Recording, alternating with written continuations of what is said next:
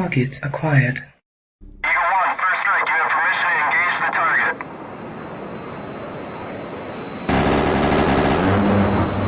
Warning: the following video contains explicit language which may be offensive to some viewers or inappropriate for children. The content within this video is intended for mature audiences only. Welcome back, folks. How are you all tonight? It has already been an interesting night, and it will only continue to get more interesting. We have some special guests coming up. There was a little bit of confusion on the timing, so I think we're, which is fine because I've got a few things to go over, and then the guest will be on. And I hope you guys enjoyed the opening music. Somebody questioned my my choice of intro, of lobby music, and so I played some from my personal collection, and I'll just have to cut that part off of the stream, and that'll be fine.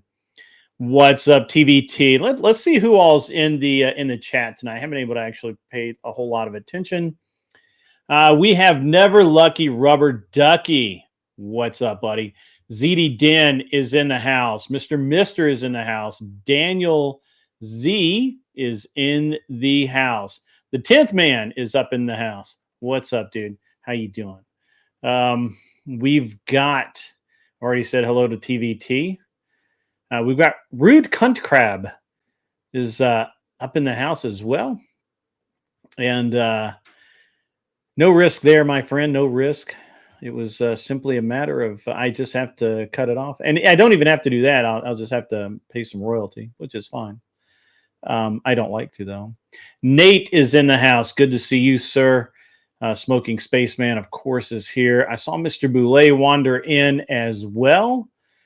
And yeah, we got we got a pretty good crowd tonight. Nuxus, I'm not really sure who that is, but that's okay. It's good to see you. We have quite a crowd. I appreciate the likes if you've sent them. That's awesome. I really do appreciate that. Robert Demita is in the house as well. I just see his name there. And we have got a pretty good crowd tonight. Just a Flesh Wound. Good to see you. Good to see you.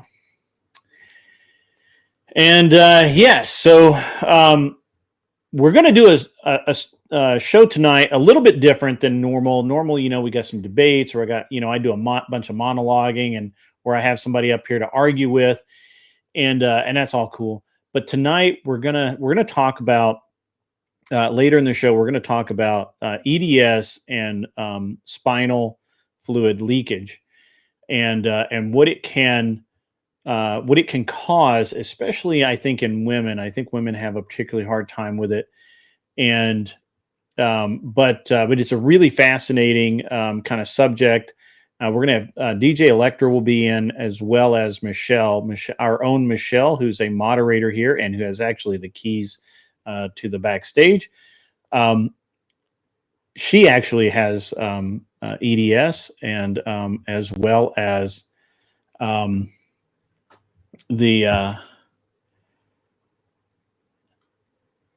Michelle. So both of them will be on a little later. There was some miscommunication, I think timeline wise, there was a couple of small, couple of glitches. What's up, only Mr. Bill? Women with keys, yeah, I know. It's hard to even fathom, especially here. In the meantime, guys, I want to tell you about, if you haven't heard already, guys, if you are coming to DebateCon, or if you're on the fence about coming to DebateCon, or you're thinking about coming to DebateCon, and you need something to push you over the edge, consider this. I have potentially the most awesome, most legit venue for the Friday night opening party that you may ever see. Again, and I'm gonna basically run through the pictures. I'm going to share my screen. We're going to look at the pictures of this venue. Now, I'm going to tell you guys, I was going to buy a block of tickets, and I still can. If you're interested in tickets to DebateCon, hit me in Discord. I might buy. I was trying to buy a block of tickets, but they have so many options. I couldn't just buy like 10 standard, 10 VIP, and nothing like that. So hit me up in the Discord. Let me know what you want. I'll see if I can't get a block of tickets. If I get a discount, I'll pass that on. I don't need to make money on any of this stuff. As a matter of fact, I'm spending a lot of money. So let me. I'm going to show you guys this. I'm going to show you this venue. I'm going to show you what you're in for. Okay. The mods will drop the Discord link. Absolutely. Okay. All right. So let me show you. So this is the venue that what we're talking about here. Let me, I don't know why that's, didn't do actual full space, but that's okay. So what you're seeing here, this is the control room for Studio A. Okay. It is legit. There are two studios, two legit recording studios. We're going to have live in-person debates for real.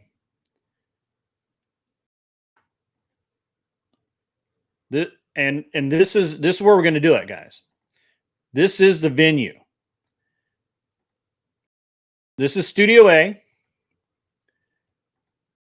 I'm trying to get it. This is the actual Studio A. You just saw the control room. This is Studio A. We'll set up the debaters, the moderator. We've got plenty of lighting. We've got everything that we need to have a top-notch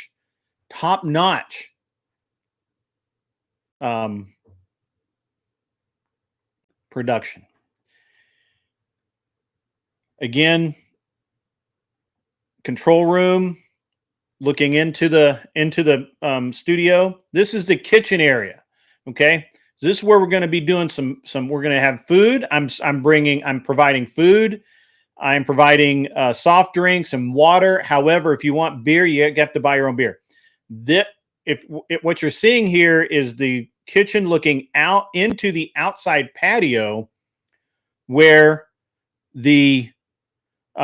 so this can all be opened up so you guys can flow in and out and chat and mingle and talk amongst yourselves. Okay.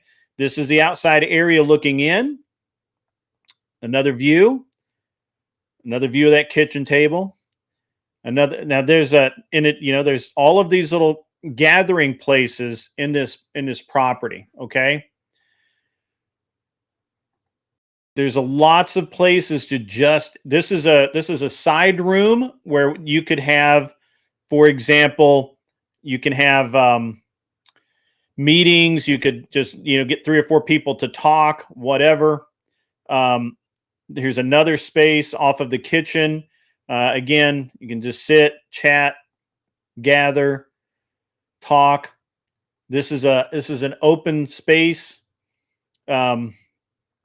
And going into the Studio A and B. This is, I believe, Studio B. This is Studio B's control room. It's much smaller. Studio B is much smaller. But we can do interviews in there. Now, this is just a control room for Studio B. This is actually Studio B. So it's a nice space to have interviews. I selected the best property I could find. And it's legit. Like, this is a legit place to do an event like this. Okay. I don't mess around. This is how it works. This is how we get down. This is a free event. Now, you will have to have a ticket from DebateCon. You have to attend. I'm doing this in support of DebateCon. If you don't have a ticket, maybe I can work something out with you. You can donate some bucks or something. But this is what I'm doing. It is professional. In my world, you're either pro or you're not pro. and we are going to be pro. People will be talking about this event for a long time. Now, if we have over 100 people, this back area here, we can set up an event tent. We can set up an event tent in the back. So that is the property, guys. That's where we're going to be. That's where we're going to be low. That's where we're going to be doing it. How's it going to cost you schmucks? Nothing. It's nothing. I'm footing the bill. Every donation that's been sent the last 3-4 months, that's what's covering the bill on this. Okay? It costs the audience of this show and nothing. It costs the audience of the Crucible nothing. Buy your own beer. That's all I ask. All I ask is you buy your own beer. Now, if you want to throw some donations, if you want to support the cause, I appreciate it. I really do. But it costs you nothing. But you have to come out. You have to show up. You have to be legit. You have to come in, watch the debates, enjoy it, be a good audience. And that's all I ask. And we have this place from 10 a.m. until midnight. I'm kicking you all out at like 11 so the cleaning crew can get in there and get done. So not that I think anybody's going to be there that long. I anticipate having at least 3 full-on long-form debates plus interviews. It's seriously going to be a legit thing. I mean, I don't play around. That is the event. That is the event center. I had a Zoom call with the management company yesterday. It was not easy, okay, because a lot of the places that I wanted to rent, a lot of the places that were available that suited my needs, they don't like to run late. They wanted us out by like 7, 8 o'clock at night. This is in Tennessee, Nashville. That's why we can do it, because it's Nashville. This is on Music Row, guys. This is on Music Row. You can take a walk down Music Row and see where all the famous artists recorded their hits. You can walk up the street to David Lipscomb University. You can walk over to Vanderbilt. You can do whatever you want. I don't play around. This is how it rolls. So this place is corporately run. They're happy to take my money. I asked them, I said, hey, is it a problem if we go to midnight? No problem. Just pay. That's all I care about. So this is the reason that people will come to DebateCon. This is the reason. Look, now I'm not giving anything away. There's no t-shirt. We're probably going to sell some t-shirts. We're probably going to sell some stuff. We're probably going to have some of that stuff. I've got 3 months to work on it. I'm working on it right now. I'm organizing a website to process t-shirt sales and things like that. And we'll do that. And we will we'll make this happen. Again, this is, we're combining this event. This is my event. We're also going to combine the Crucible crew are going to come over. Her audience, his audience, Andrew's audience, Sarah's audience, everybody's audience is welcome. And as long as as long as everybody is, as long as that you've bought a ticket to DebateCon, it's free. Now, James is not supporting this either, by the way. James doesn't even know I'm doing it at this point. He doesn't even know. So, this is my event. Okay. I'm trying to have the debaters to come out and do like, I'm actually trying to do like a meet and greet with the debaters that we bring in. I think Rob Noor is going to debate. I think Fabian Liberty is going to debate live in person. I think we've got some others. We have some other people that are going to come in that can't disclose yet because they're not firmed up. The only 2 I know for absolute certain are coming. Well, I know Glenn Lawrence is coming. He'll be there. Admiral Gibbs is going to be there. Kell is going to be there. As of now, anyway. Glenn Lawrence going to make the show. You want to meet Glenn Lawrence? Come on out. He'll be there.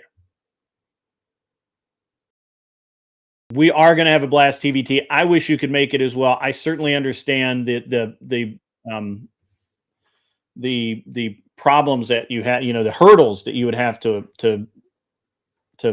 overcome. So, and look, we're going to live stream this all. I'm going to tell you. So they're actually putting in they're going to put in an Ethernet cable for me, so we can run it to a router, so that we can run towers. We're going to have a tower, and we're going to have probably a couple of notebooks to run the debate, or run the video. I've got cameras, I've got tripods, I've got all of this. Can we counterpoint? You know what? Somebody should let counterpoints know. We are lacking lefties. We are lacking lefties. As of this moment, I really only have one that's coming. So yeah. Let's extend that olive branch, guys. Say, hey, come on out. It's all in fun. No harm, no foul. In-person IRL debates, live streamed to everyone. And of course, I'm sure there'll be people that are live streaming the event itself, wandering around, that sort of thing. Flow State's coming. Flow State's bringing his wife. Kissy Cat has said that she's going to show up. I believe Beth is coming. So, there's I think Wick probably, Wick might show up. This is November the 14th for my event, and the BaitCon is the 15th and 16th. So, so we're there's a bunch of different things to go on. If you just want to come and network. So, yeah.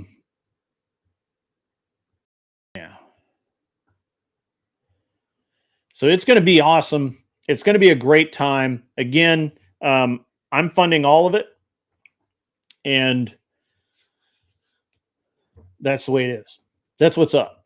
That's how this is going to go. You feel free to pass it around in any other platform. As long as you're going to DebateCon, go get your ticket. They're not cheap. That's part of the reason I'm making this free, is the DebateCon tickets are just not cheap, which is fine. Cons aren't cheap, but cons also have more than just 5 or 6 debates for you to watch.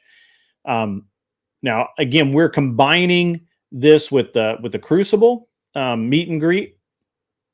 So it's going to be pretty awesome, I think. The venue is legit. We have enough overflow. We can always, so that if it gets, too big, I don't think it can be too big. So, yeah. And if you can't make it, I'm sorry, I apologize, but if you can't make it, maybe next year, right? So, or the next DebateCon. I believe that people want to interact with the people that they interact with online. I believe that people want to come out and meet me. I believe that people want to meet Admiral Gibbs and meet Kel in person and see if she's really as ditzy as she seems. People want to meet people like that. When I was in racing, you had people would stand in line for hours to get a signature from a nobody driver, because that guy had just set a fast lap or something, right? So, 10th man, I get it, man. And look, I kept this under wraps for a little while, right? Because there was some, I don't know.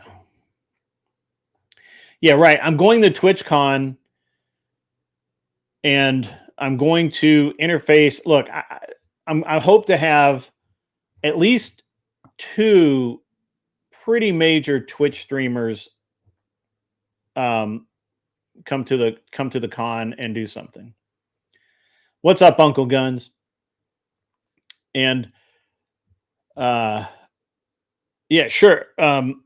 I don't know that he's going to do it that James will want to do it in Nashville next year. I think he should.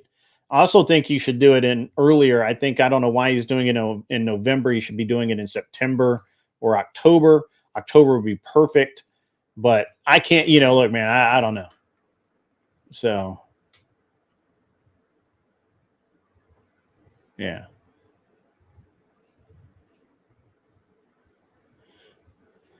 So this is but that's the event I'm putting on. That's what's going on. I have a, if people have suggestions, things that they would like to see, people they would like to see there, or maybe have a connection to. One of the interesting things is I don't see, I don't, I would like to have Jasmine Jafar. I would like to have, the other girl. I can't remember the other girl's name. I can never remember it, but, Erudite, I would like her to come. And so part of the problem, guys, with DebateCon is DebateCon, is one of these, James just for some reason doesn't like to stray out of, religion and some of these like flat earther kind of debates. He doesn't really like to get into politics or social, subjects. So, but I don't care. We will be debating social issues. We'll be debating politics. We'll be doing all kinds of everything. And I bet some of the most interesting debates are going to occur around that table that we saw in what is going to serve as our kitchen. Will Brian Atlas be going? I don't know. I've not talked to him about it. Andrew may talk to him about it.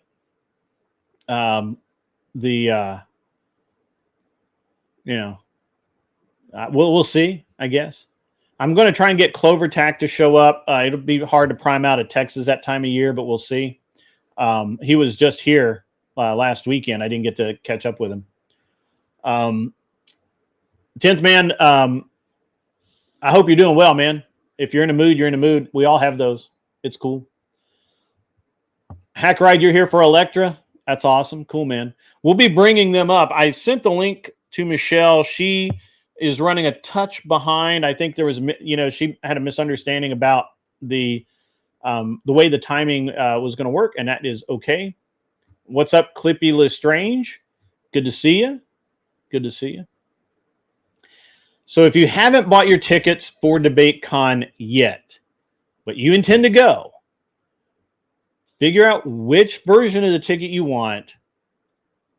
Hit me up in Discord, or in my Discord, probably in the debate section, and let me know. If I can get probably 5, 10, 20 of them people to commit, I will buy. I think I can get a discount and get a volume discount.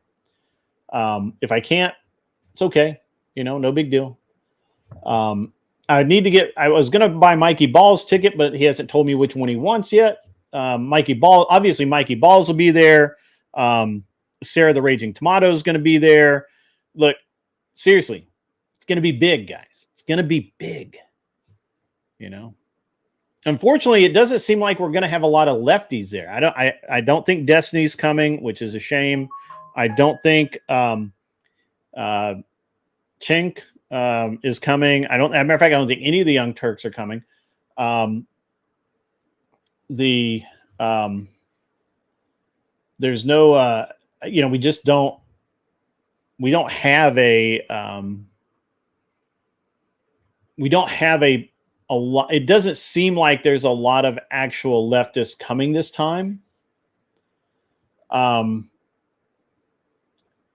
don't know why. Probably because honestly, the subjects are, not something that most of them get into, right? They get in, not everybody wants to, matter of fact, I'm not going to get too deep into it, but I think that we would be able to get someone like O'Connor Boy, Soy Pill, and some of these other people to come if they were going to be able to debate something that wasn't religion and or conspiracy theory stuff. I've not heard that Pisco is going to come. He was at the one in New Jersey but I don't know if he's going to make this one. I haven't heard. I doubt it. I really doubt it. I just for whatever. There's no. We just seem to have a problem with leftists. What's up, Josie? How are you? So, all right. Well, we have Michelle here. Hello, Michelle. How are you? Oh, she did not want me to pull her up yet, obviously, because she can pull herself up. So anyway, Josie, what we're talking about here is my event at DebateCon and how that's going to work and all of that. You're a leftist? You're left. Okay. Well, come on up. Come to the event. We need lefties to debate.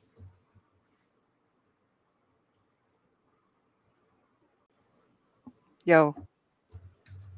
There you are. How's it going? I wanted to jump into the manager part, and it doesn't let me right away. I don't know why. Right. Gotcha. But anyway, how are you, Greg? I'm good. I was just showing the venue for the DebateCon. It looks awesome. It is extremely awesome. It's one of the more awesome things. Mm-hmm. And we can't say enough good things about it. It's coming together awesomely. First of all, unless my walkthrough shows something that is just retarded and just stupid, which I'm doing my walkthrough. I'm going to try and do it this coming week, but I'm busy. I got a lot of stuff going on. It might be the week after, but right now everything's good. And they're going to put internet. They're going to put Ethernet cable in for us. I'm going to bring a couple of different routers so we can just have great internet. We've also got 2 Starlinks. They have one there, and I have one as well. So we will have internet no matter what. And what are going to be the topics? I don't know yet, Josie. We can talk about that. So it's just a really awesome venue. We can put the parking lot's big enough for us to put an event tent back there if we have overflow and we need just place where people can hang out, especially if the weather's cool. I think we're going to do barbecue, and I think Admiral Gibbs is coming in a day early. We're going to fire up the smoker, and he's going to smoke. We're probably going to smoke something like, I don't know, 150 pounds of meat. Yummy. Yeah, absolutely awesome. It looks like we have time. We have in the schedule. I think we can schedule at least 3 long form debates. Nice. And I think, I think Fabian Liberty is going to be part of that. Rob Knorr is going to be part of that. We might do a roundtable debate at some point. We have 2. There are 2 separate. And of course, I didn't show the floor plan, but the way the floor plan is, you can have someone literally recording a podcast, recording a debate, live debate, yelling at each other. And in Studio A, and in Studio B, you could have somebody interviewing, and it wouldn't bother. None of it bothers anybody, right? Like, it's all soundproofed. It's all, it's a recording studio, so it's all really well done. And that's the most. That was like the coolest thing about this specific property. So, and we have DJ Electra here. Hey, Hello. DJ Electra. How goes it? How goes it? Pretty well, thank you. So, That sounds really cool. The debate con in that house looks amazing. I don't know why my mouth isn't moving. Sorry. Well, it was a house at one point in history, but it's been a recording studio for a long time. It's on Music Row. That is so cool. So I don't know if you heard. You can literally walk down music row and see all of the managers' offices and all of the little tiny recording studios where some of your favorite songs have probably been recorded. And Wow. you know, so it's a really cool part of Nashville. And it's all coming together really, really well. So it's going to be awesome. Yeah, that's amazing. And it's 3 months away. So the thing is that I started planning all of this a couple of months ago. I just didn't have the location, and now I've got the location, and now we can start the rest of it rolling along. So it'll be, so it should go off pretty smoothly for an event like this. Awesome. And, which is, you know, that's one of my problems with other events is they seem, even when they have tons of lead time, they seem very just half-assed. And I don't like half-assed. Got to put that whole ass into it, or just don't do it. That's right. Put your whole ass into it. I just realized that I still had my old name on there from when I did a debate on your channel. I don't know if you know that was me. Oh, I don't. Yeah, I didn't. I debated Beth. You debated Beth? All yes, right. but I just came up as one of my alt names because I was nervous. I'm like so out of practice. I haven't done debate since college, which was a while ago. Okay. But you remember the blowjob rule? That was me. Oh, okay. Interesting. I don't remember. I mean, I guess a while back. Yeah, but you weren't using the avatar then. No. Okay, that's why I was like, I've not seen this avatar. I didn't do that. So okay, all right, that's fine. That's cool. So let's see. I seem like I have like one more thing to kind of get into. No worries. We can start whenever. So we talked about the debate con and this week, guys, on the debate night, the game show on the Signal Syndicate. Prepare yourselves. We will be nerding out. All debate prompts will be based in Star Wars or Star Trek. Oh, that's cool. Yeah. Awesome. Yeah, it's going to be just, if you're ready to nerd out and debate something other than boob size, we got you, bro. So what's up, Mikey Balls? Thank you for the raid, sir. Thank you very much, my friend, Mikey Balls. No, I did not rent Historic Studio A. I wanted to, but it's too small. It's too small for what we need. But yeah, I wanted to.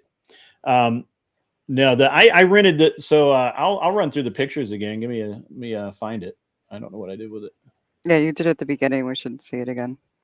Huh? Yeah, you did it at the beginning. We should definitely see it again. Okay. Yeah, but I don't remember where I put it. I don't know if I closed it. I may have closed it. No, there it is. I got it. Okay, so let me show this again for those of you guys who are just coming in and wondering what the hell is this moron talking about.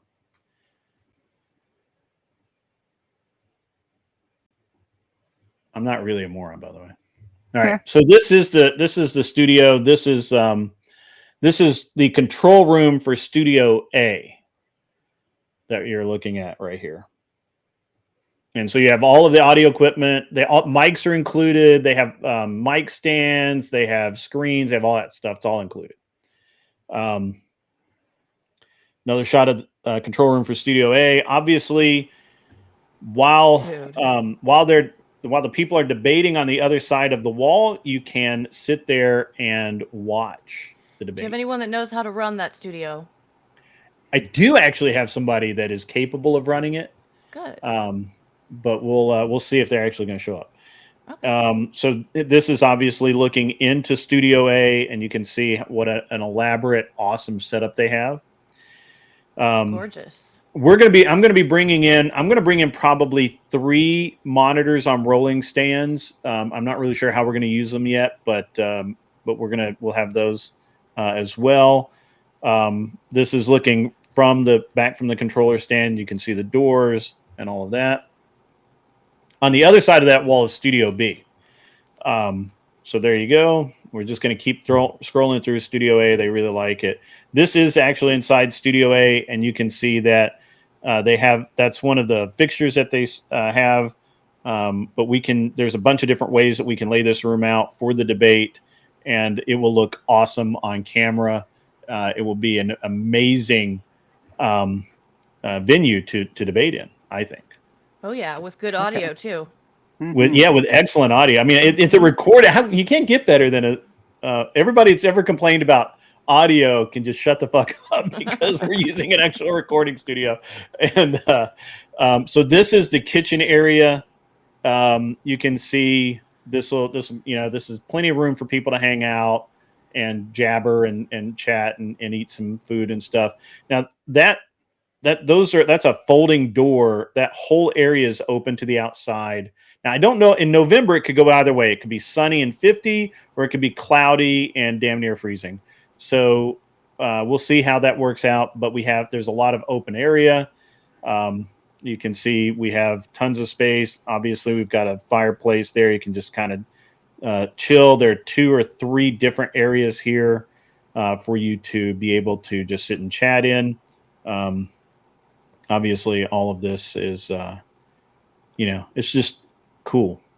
I love the design element. It should be really, and the aesthetic. It should be really calming for people debating.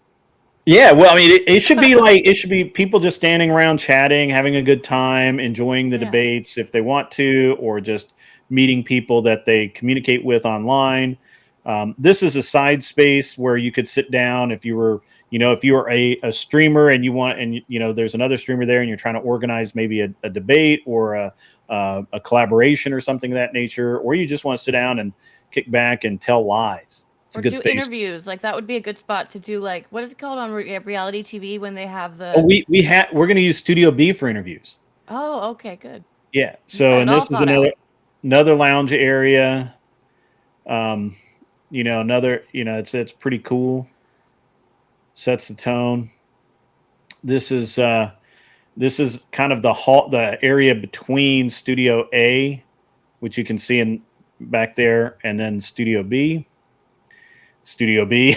which is small. No, pardon me. This is, I think, the hallway to Studio B.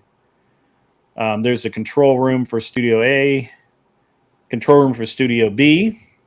Not as nice as Studio A, but that's okay. Yeah. And then there's Studio B, where again you could do those interviews that you're talking about and have an interviewer and an interviewee. So there you go. And this is looking from the front door back into the place, so you can kind of get a feel for the depth and how everything's laid out. Restrooms, artwork. I mean, it's just a pretty legit space to do what we're trying to do, and it's going to be awesome. And then, of course, we have the outside, which I'm trying to rush there. So this is the outside. It's very distinctive. Get a lot of pictures and stuff. Nice. And then this is the back lot. Now, on the back lot, if we have overflow, which we may, we can actually put an event tent back there. They've done it before and they have no problem with it. So we could have outside areas. It's really nice. You can walk. You don't even since the studios are in this back area, you don't have to walk through the studio to get into the into the house. The venue, I guess. There's no bedrooms or anything, but you basically can just park and walk right up and walk right into the kitchen. Nice. So, and like super nice. So after DebateCon, you're going to have this venue for everybody to go hang out at and congregate, kind of. This is before. This is the pre-show. Yeah, this is the pre-show. Is anybody else organizing anything like that you know of, or? It is Music Row, Caldwell. I think that's Caldy. It is Music Row. It is exactly Music Row. It's actually really near one of my lawyers. Probably right down the street. So I was like, I may have passed that before. Yeah. So it's going to be really a good event. For some reason, James only does DebateCon on Saturday and Sunday. I'm used to 4 or 5 day events. On the Friday of the event, that's when we're going to have the big party, the big get together. Saturday and Sunday, there's other stuff. Saturday night, Andrew's doing something. I can't really get into it yet because he hasn't talked about it. And then Sunday, the schedule has it. The debates don't even end until 7 or 8 o'clock at night. And I just don't think people are going to leave town and drive back on Sunday night. So for the people that hang out till Monday, I'm putting together a range day where we go and shoot a bunch of guns. So, it's a very great activity. And maybe we'll do some more debating, and maybe I'll rent the venue again, and we'll just have a bunch of debating till people have to leave and catch their flights and stuff. So, are you supplying the guns? Everybody likes to play with guns. I've never met anyone that was like, "Oh, I don't like to play with guns."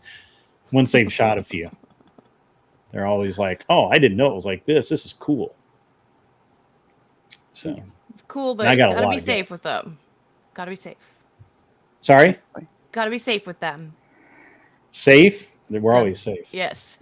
Yeah, I'm going to try to turn her up a little if I can. Oh, my low? A little bit. Yeah, you were a little bit. I had to turn my volume way up. So that's all right. So that's where we're at. That's what we're doing. That's what I'm doing. If you aren't coming to DebateCon, you should. You're taking off work on that Friday if I need help setting up. The whole event's on Friday. We're going to get there at 10 o'clock. We're going to set the cameras up. We're going to shake a bunch of hands, have people come by, set up the food, and we'll get to debating. Like it's just going to happen that way. So, but yeah, so this is just a normal kind of thing for me. Compared to what I'd have to organize for race weekends, this is nothing. This is like, it's a walk in the park. I'm not even trying hard yet, which is weird, but it's okay. So let's now that we've done that, that's really cool. I'm going to show this video that I believe DJ Electra made. Where did it go? Where's my video? There it is. I believe DJ Electra made this video. It's about the subject we're going to talk about tonight. And I thought it was, honestly, a little bit funny, but it's okay. You guys let me know what you think. I made it funny on purpose. Yeah. We don't want it perfect. I like this part. See, the good folks over at Gillette, and I know them well, they can fabricate a razor capable of lasting a lifetime. But they don't. And energize it, well, they can build a battery, they can keep on going and going and going. But they don't either.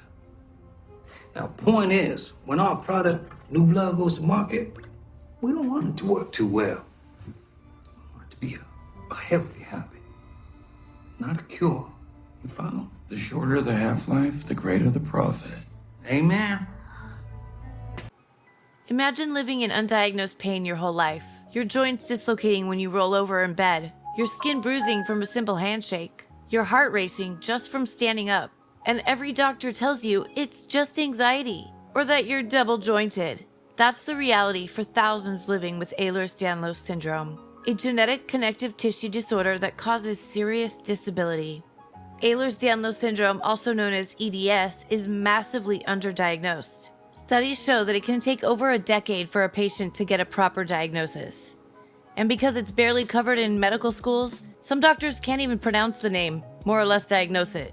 And some even dismiss symptoms as stress, depression, or hypochondria. Some patients are even labeled as malingerers, accused of faking symptoms for attention or benefits. That label follows them in their medical records, poisoning every future doctor visit. Meanwhile, their condition keeps progressing, with more dislocations, more pain, and more irreversible damage.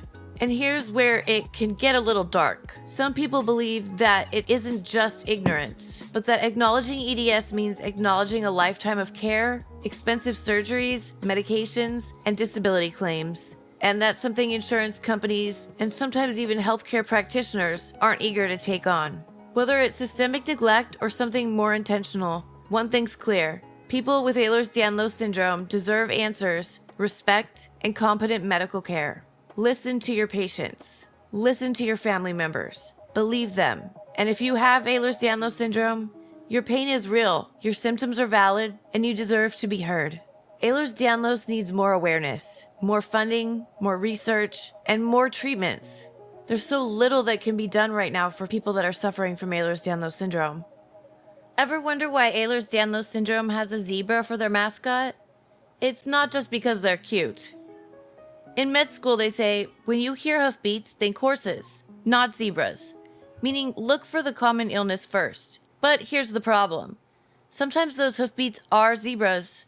Ehlers-Danlos patients are the zebras of medicine, rare, overlooked, and often misdiagnosed for years because doctors aren't trained to spot us. The zebra says, we exist, we're real, and we deserve to be heard.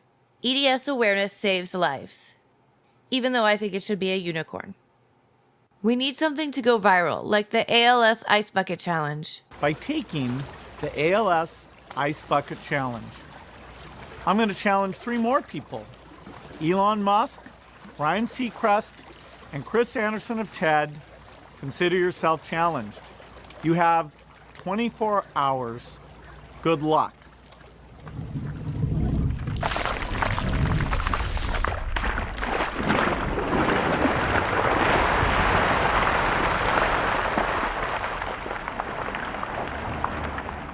My idea was to have people go on crutches for a full day, 24 hours on crutches. And then if they recorded themselves trying to do things on crutches or even just trying to take a video on crutches would be kind of hilarious. There might be a lot of broken phones though, but it would make for good social media clips and it could get the word out there. We need to get people to pay attention to Ehlers-Danlos. Ehlers-Danlos deserves to be heard. Let's hear EDS roar, or more like neigh, because we're zebras. Okay, that's gonna need some work. All right, that was good. That was very interesting. So, who wants to start and kind of explain what you experience and how it's affected your life and that sort of thing? I'll go ahead. But first, I kind of want to do a little experiment with the audience and you grid. I want to know how many people in the audience can put their palms to their shoulders like this. You can do that. Yep. I almost can. That is a negative, like flat on your shoulders. Yeah, I can. Well, that's like super easy for me. Yeah, it's like just no problem. Or maybe you can bend your thumb over your hand like this. I can't And anymore because my No, I can't do that. My thumb joint won't move that way. Yeah, your my thumb thumb. joints. I don't even have thumb joints anymore. Mine are completely gone, That's another deteriorated. thing. We get arthritis really bad Yeah. later on in life, and we'll actually lose some of our hypermobility. Yeah. So EDS is basically a type of hypermobility disorder. Our collagen is way more stretchy than other people's. And if you can do both, Smoking Spaceman, you might be hypermobile. I have more Uh-huh. questions for you. And Yeah. that's the thing is I find a lot more hypermobile people now that I'm looking for them. It is thought to be rare. However, this disease is extremely old. Hippocrates actually was able to cite hypermobility in a whole group of people. They were the Scythian warriors. And they were not able to melee like with the Spartans and stuff like that. And so they started, they had trade routes and they would do these drive-by archery horsebacks, which is like, I guess, the first gang to like start, your drive-by shootings. And that was how they defended their trade routes. But they were too bendy to go ahead and actually like do sparring or hand-to-hand combat with other people. So we have like a funny song about that because it's kind of, boring to listen to after a while, but Hippocrates is known as the father of medicine. So it's not really so much a new disease or a rare disease. It's a disease that's been rebranded over time and it Mm. gets lost in the medical system. So that is an actual condition. And yeah, absolutely awful. Uh, No. it, Absolutely awful. yeah, it can present in several different ways. For me, I have I don't know which type of EDS that I have because there's different types that affect the different types of collagen in your body. So you have a Mm. type of collagen that makes up your joints, your cartilage, that makes up your skin, that makes up the lining of all of your intestines and organs. So, like vascular EDS, for example, is deadly. People will rupture organs spontaneously. So you kind of need to know if you have that one. And then there's like the joint EDS, hypermobile EDS, which I think, no, you said you have the classical one, right? I have DJ? classical, Okay. yes. So everybody kind of gets lumped into the hypermobile kind, where it affects Mm. the joints right away. And then you have to go through genetic counseling to figure out if you have the other kinds. Yeah. So it, it is far more common than people realize, and it has a lot of what's it called, comorbidities, where you will get other issues. Like for instance, for me, I am leaking spinal fluid because the dura is basically made out of um, collagen as well. So for me, my dura is like extremely thin. It's very fragile. Gets hurt very easily, and then leaking spinal fluid leads to a whole lot of other issues that I think are often mistaken for depression, anxiety, ADHD, even autism. I suspect that a lot of people who are on the spectrum are also leaking spinal fluid, and they really wouldn't have the articulation to go ahead and describe what's going on to them. Even for me, it's hard to get doctors on the same page with me. So I can't imagine how it is for somebody who, lacks the social skills or the vocabulary to describe it. You have to show the Um, doctors that video that you showed me. That I was will be. clear as day. Yeah. Yeah. Uh, So, one thing is there a charity or a fund that uh, collects money for EDS or there is Yes.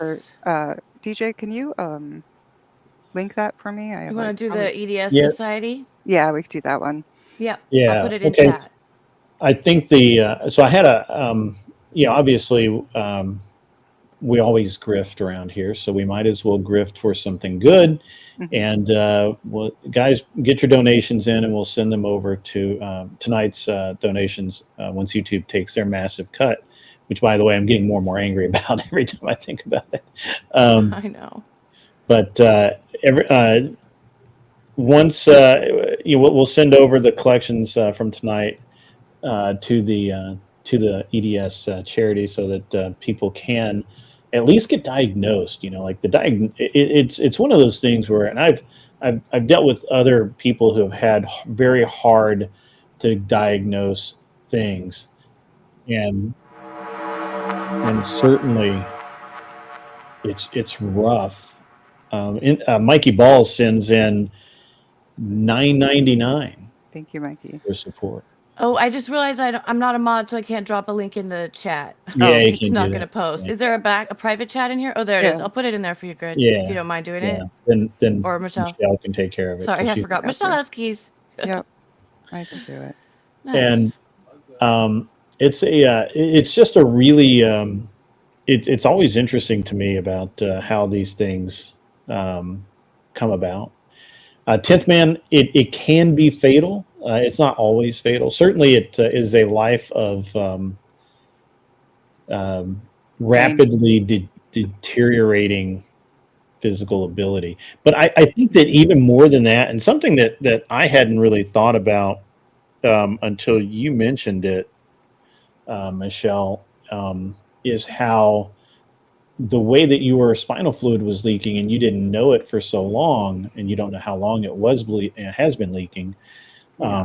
I'm sure you have suspicions, but um, that affects your decision making, that affects so many aspects of your life, and it once when you were telling me about it, it seemed like that once you had an understanding of hey, I've got this leaking spinal fluid, and then whatever, and you can explain what happens to your brain when the fluid is low or whatever. It seemed like it made you question a lot of the choices that you had made throughout your life, because obviously something that's affecting your brain is a big deal. So Right. could you talk about that for a minute? Yeah, That way people won't get all freaked out about the bendy bones. right. Yeah, like, more people have the bendy thing than they realize, and so, and for a lot of people, it doesn't, cause a problem, but leaking spinal fluid definitely causes a big problem for a lot of people, and even when it comes to, like, those low flow spinal fluid leaks, doctors are even having a hard time pinpointing those, because somebody can be leaking for most of their life and not even realize it, and, it, I basically hated being upright my entire life. Like, I remember being in school and writing a poem called, like, "I should have stayed in bed today."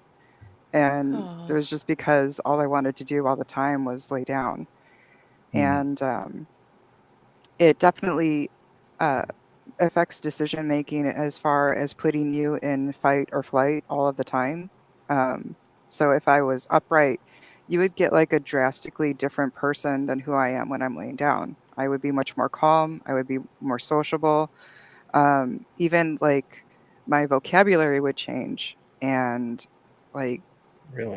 if I was, like, around the house cleaning or, needing to be upright working, like, I would be short with people. I would be, like, my sentence structure would shrink down to where I would become, like, articulate and wanting to read and learn things, like, in bed, but then if I was upright, it was like I was under constant stress, and, it's still that way. It's actually gotten worse. But, like, now that I realize it, I have to consider that, some of the ways that I've built up my life were under stress and coping mechanisms. When you think about wanting to lay down all of the time, I would have to consider that some of my lifestyle choices were because being in bed was, like, the only thing that I was good at. And, Well, you don't have enough cerebral spinal fluid. So when you stand up, your brain literally is sagging sagging. down. Mhm. So it's pushing on your spinal cord, and you don't have enough cerebral spinal fluid in there to cushion around your brain. Yeah, cerebrospinal fluid is literally what, your brain floats in, and it, Yeah. like, protects it, and when your brain is sagging, it's literally putting pressure on that lower part of your brain that is responsible for your decision making, for memory, for your personality, for learning, like, all of those really important, lower brain functions, that you, um, take for granted. And so I was in a constant state, I still am in a constant state of basically sensory seeking. So that led me to pursuing, like, these extreme relationships, BDSM scenes, all sorts of things. And when I realized what was going on, it's like, well, shoot, all of the, personality things and the ADHD and maybe even some of the, uh, lifestyle things were a side effect. And so Mm. I have to kind of see it that way now when that was, brought to my attention. So, and I've been like that a long time. I don't know how else to be. Um, so when like, I'm a reasonable woman. Like, even when I was conducting myself in, like, swinger clubs and stuff like that, I was always, careful and, cautious and stuff like that. But I was also always in fight or flight. So trying to overcome the pain and the discomfort all of the time led me to just basically sensory seek and go for, like, the nearest, I guess, adrenaline rush that I could. And that Mm. usually had to do with, like, meeting new people, experiencing new things in a way that felt comfortable for me, which was in bed. Yeah, that's Interesting. that's really, really interesting. Literally, they're strange sends in $10, which is going to trigger the TTS. So we'll just take a minute. At Clippy Last Strange donated $10. Super chat. So, Being in bed Michelle, is a do you good have a place to formal be. diagnosis, or are you It's still where the waiting for your magic happens. diagnosis? I'll donate to a So I'm actually disease kind that of scared keeps to say women this. frisky. I believe that I was actually diagnosed a long time ago by a type of doctor that a lot of people have never heard of, which is a naturopath. And I think that they tried to get me help, uh, like way Mm. back when. And I was actually introduced to Donald Trump. And I believe that there was like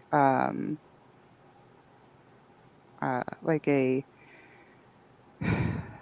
sort of plan to hook me up, at least for a time being, for elite medical care through the Trumps. And I remember being introduced to Eric Trump, but I didn't know who he was at the time. And to be honest, I didn't even know who Donald Trump was at the time. Uh, I was like, oh, yeah, you're the guy from Home Alone 2. And, I asked if he knew Macaulay Culkin, and that was it. Like, that was all I really, like, knew or understood about him. And I wasn't really aware of what was going on or what they were trying to do. So I kind of like brushed it off and like I asked them to leave at one point. Mm. Um, so like I believe that they were trying to basically hook me up with like I said, the elite medical care because it's the type of medical care that you would have to know somebody to get, especially 20 years ago. And and likely I would had to travel out of the country for it. So I don't really know a whole lot about the plan. It was like kind of under wraps even to me, and I kind of had to put it together after the fact. And and then ever since that point, I kind of brushed everything off, and continued on through regular Western medicine, in which like they definitely did not know what it was. And when the spinal fluid leak got worse was actually when I I noticed that the hypermobility was playing a part into it, and then at the same time, a lot of the EDS stuff was coming in like through TikTok and stuff like that was like hitting my feed, and it like reminded me of the EDS. And so Mm. once you kind of put yourself through some of the flexibility scores, those are actually called like the Brighton scores, Mm-hmm. and then I was able to piece it back together what happened. Part of the problem is like I have really bad memory for that time period. So there are like certain things that I can remember very well if you like jog my memory, and then there are other things where I can't remember it. Especially short-term stuff. It seems like sleeping kind of resets me, so it's like kind of like 51st dates, like, and that's just a lot of cranial instability. Yep. What? So how I guess are you? How are you? Not controlling. How are you dealing with the spinal fluid leak? I have to have a lot of salt. A lot of So salt. yeah, I have to have a lot of salt. And it's also a thing with EDS in general. We have to have a lot of salt, like liquid IV and stuff like that, electrolytes, Mm. and just trying to recuperate what spinal fluid that we do make. Mm-hmm. And obviously, laying down is part of it, where I have to be in like this funky zero gravity position.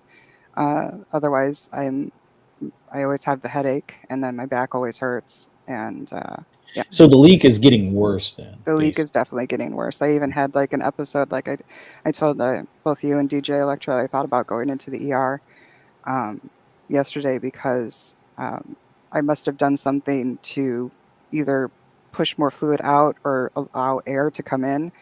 And then at one point, uh, I had to basically stay really flat, take a lot of painkillers, and then Mm. when I did kind of lean over at one point, I actually like had a big gush come out of my nose. That's another thing is like I'm actually leaking the spinal fluid out of my nose. So Right. That's That's got to just be nuts. weird. I it mean, is very weird. that seems that. I mean, that seems suboptimal in a Yeah. lot of ways. Yeah. Yeah, and it's a lot of fluid, you guys. It's not like a little booger coming out. It is like a gush of fluid. Hmm. Yeah, Yeah. it's only when I lean over though, and it does like Mhm. kind of fluctuate. But like, yeah, I did make sure to at least record myself actively dripping so that I Otherwise, you're could probably show. just swallowing it, just like saliva. You can't Exactly. tell the Yeah. difference. It's a clear fluid. It's, doesn't taste anything different. But yeah, so with the salt causes you to retain fluids. So you Hmm. have to drink a lot of water too, I imagine, Oh yeah. Yeah. to keep your fluid up and keep the pressure up in your CSF. That's Hmm. Yeah, it's a lot of so like, gnarly. the pressure, the head pressure, as well as the blood pressure is another thing. When I Hmm. stand up, my heart rate and my blood pressure shoot up. Like my heart rate goes up like 40 points immediately, or 40 beats per minute rather. And I go into like stage 1, stage 2 hypertension just from standing. So that's like absolutely freaking exhausting. And Right. yeah. Hmm. So, Huh. wow. So do you suffer this too, DJ Electra, or are I you have, do. I do. I have a very different story though. okay? My mother actually has Ehlers-Danlos, and she was diagnosed in the 60s when even less was known about it. And so when she got pregnant with me, they were looking for it when I was born. So it's a 50-50. It's autosomal dominant, which means that Hmm. only one parent has to pass the gene onto their offspring for them to This is get a this. genetic disease. It Yes, is. it's Okay, genetic. gotcha. All right. Yeah, so the type I have is autosomal dominant. There's 13 types of Ehlers-Danlos. Some are autosomal recessive, but mine is classical and it's autosomal dominant. So I had a 50-50 chance of getting it, and I did. My brother did not. He got all the good genes. What happened to me? But yeah, so classical type is, it also has the hypermobility, so my joints are flexible. I was a great ballet dancer when I was young because I could do the splits in all different ways, and in just, I was so flexible. They loved me in ballet class. But Mm, as I got older, my joints started dislocating. So I would be dancing and my knee would just pop out. And that, that's a yikes. yeah, it's very painful. My hips have dislocated, my knees, toes, fingers, neck, spine, shoulders. I mean, I think the only joint in me that hasn't dislocated is like my elbow. Knock on wood, I don't need any more dislocations. And once you have these recurring dislocations, it causes severe arthritis to build up in Hmm. those joints. So, like, my thumb joints are basically non existent anymore because the arthritis has eroded the joint completely. So, it's really hard for me to grip, hold things, just do anything. Like, and I was a nurse for 20 years. So, I don't think that did me any favors, but it really was rewarding for me to give back. And I worked in pediatrics for a long time of that. And just to give back to children, because as a child, classical type also has the skin is involved. Mm. So my skin tears Right. like tissue paper. And when I was young, I fell on the carpet before, and I got a big laceration on my knee, and had to go get 20 stitches. Mm. So and my scars are very prominent. They're called atrophic scars. So they're kind of hyperpigmented and yeah. So especially on my knees and my shins, I have some battle wounds. I've had stitches probably over 100 times. I didn't keep count, but I was in the ER a lot as a child, if you can imagine. Plus, I was kind of a tomboy, so I rode skateboards and rode my bike off jumps, and I was out there living life. I wasn't hiding in a bubble, but Uh-huh. it caused me to really injure myself a lot and have to get stitches. So working as a nurse really gave me an insight into these kids that are sick and helped me to be more empathetic with them and kind of know what they're going through, because when you're a kid it's really hard to describe what you're going through, the pain that you feel. You don't have the words for it, and so you're not telling the doctors exactly what's going on. I remember just being in pain from a very young age, and I thought that was what everyone went through. Yeah. Turns Mm. out it's not. Yeah, I mean, just to, I don't know, maybe I don't know what genes I got, but I heal, even today, I still heal like pretty ridiculously fast. And That's amazing. I wish I had um that problem. Not Right. a and problem. I've never broken a bone. I mean, I did a lot of really, really stupid things in life where I probably should have broken a bone, but I never did. Hmm. And, so I guess I just was on the other side of that spectrum. So hearing this is like, wow, that's nuts. It's And, crazy. our doctors are on your side of the spectrum most of the time. They Yeah. are healthy and never had a broken bone and run marathons. And Yeah. so it's really hard for them to put themselves in our shoes and actually provide the right kind of treatment, I think, Mm, sometimes, and even care about diagnosing conditions that are rare because there is no actual treatment. The treatment is manage the symptoms, manage sure. the Yeah. injuries. That's about it. Yeah. Um, I remember when I was probably like freshman in high school, maybe, maybe, no, probably still in middle school. And I rode my bike every day, and we had those like bear trap pedals. Do you remember those? Do you guys Oh, have those? yeah. yeah. Oh, yeah. I've, Mhm. I've wrecked my leg on that before. Right, right. And Absolutely wrecked I it. think I think I have notches in my shins from those. Yeah. But I would literally just like it just I would have those things hit. I'd have like very small like puncture wounds or whatever from the spikes, Yep. and I'd just keep rolling. Like I just didn't care. Yeah. And It's like when I see football players get tackled, I'm like, I would be a bloody, crumpled mess with mm, multiple broken bones and dislocations and lacerations. I'd be just dead, maybe. And they Yeah. just jump right back up and do another play. Like, it's amazing the do you, do you amount have of. do you have trouble with what anemia? Do you end up with you bleed really easily and it doesn't No, clot or anything? Okay. no, actually, the bleeding isn't a problem. I mean, bruising, yes, I bruise very Yeah, we bruise easily. really easily. Yeah, so Mm, sometimes it just looks like, where did this bruise come from? It's like a massive bruise on my leg. I don't even know what I did. It Mhm. just appears in the morning. Yep. But no, I don't bleed excessively, so that luckily isn't one of my symptoms. mm. Yeah, but, bruising is definitely a big thing with, like, the EDS people, like, um, I know that I showed, Grid some pictures of, like, some of the hypermobile things I could do, and then I even mentioned, like, we bruise easily, but I'm not showing pictures because people would, like, literally think I'm, like, a domestic violence victim or something. Yeah. And, Yeah, that's actually it's what happened to my mother. They thought her parents were abusing her, yeah. and Mm, they weren't, obviously. And my grandpa worked in public health, so luckily he had access to the best medical care and doctors, and he did get her a diagnosis rather quickly. But a lot of people aren't diagnosed, and they're suffering these symptoms, which outwardly we look pretty much normal, Mhm. except for my scars on my legs. It's like you can't tell that I have a condition, and so it's hard to explain it as well. Mhm. And the symptoms are kind of all over the place, and they mm, change. I can feel fine one day, and then the next I'm in severe pain. So mm. they're rapidly shifting, and so it is hard to diagnose. But the test is rather easy. The Baton score only takes about 5 minutes. I just had it done the other day. I started new physical therapy and just had it done the other day. It took less than 5 minutes. So what's the treatment? What's the treatment process or program like? And I'm sure that it has to be tailored to each person, because you have, if there's 13 types and there's different symptoms, and then you have, some people have the spinal fluid leakage and then some people don't. Some people have the intracranial pressure, some people don't. So what is There's no what does the protocol treatment grid. look like? Is this just like mostly just like pain management? A lot Yeah. of Just it keep. is, yeah. A There's lot of it no is pain management. protocol. There's no standardized treatment. It's Mm, not organized like that. It's just pick out your individual symptoms, go to another specialist.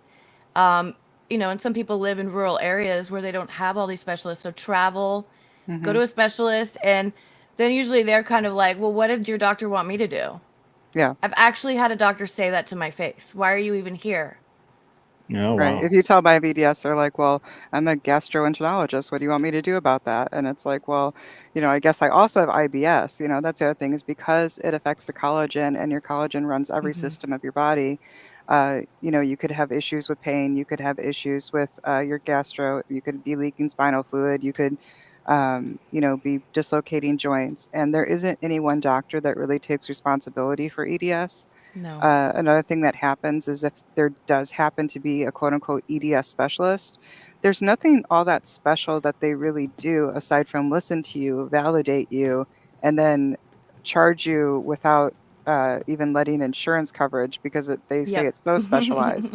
They Yeah. send you to a self-pay clinic. That's lovely. So actually, a rheumatologist just referred me to one of these clinics, and it's $700 just to be seen. Where basically they don't do anything.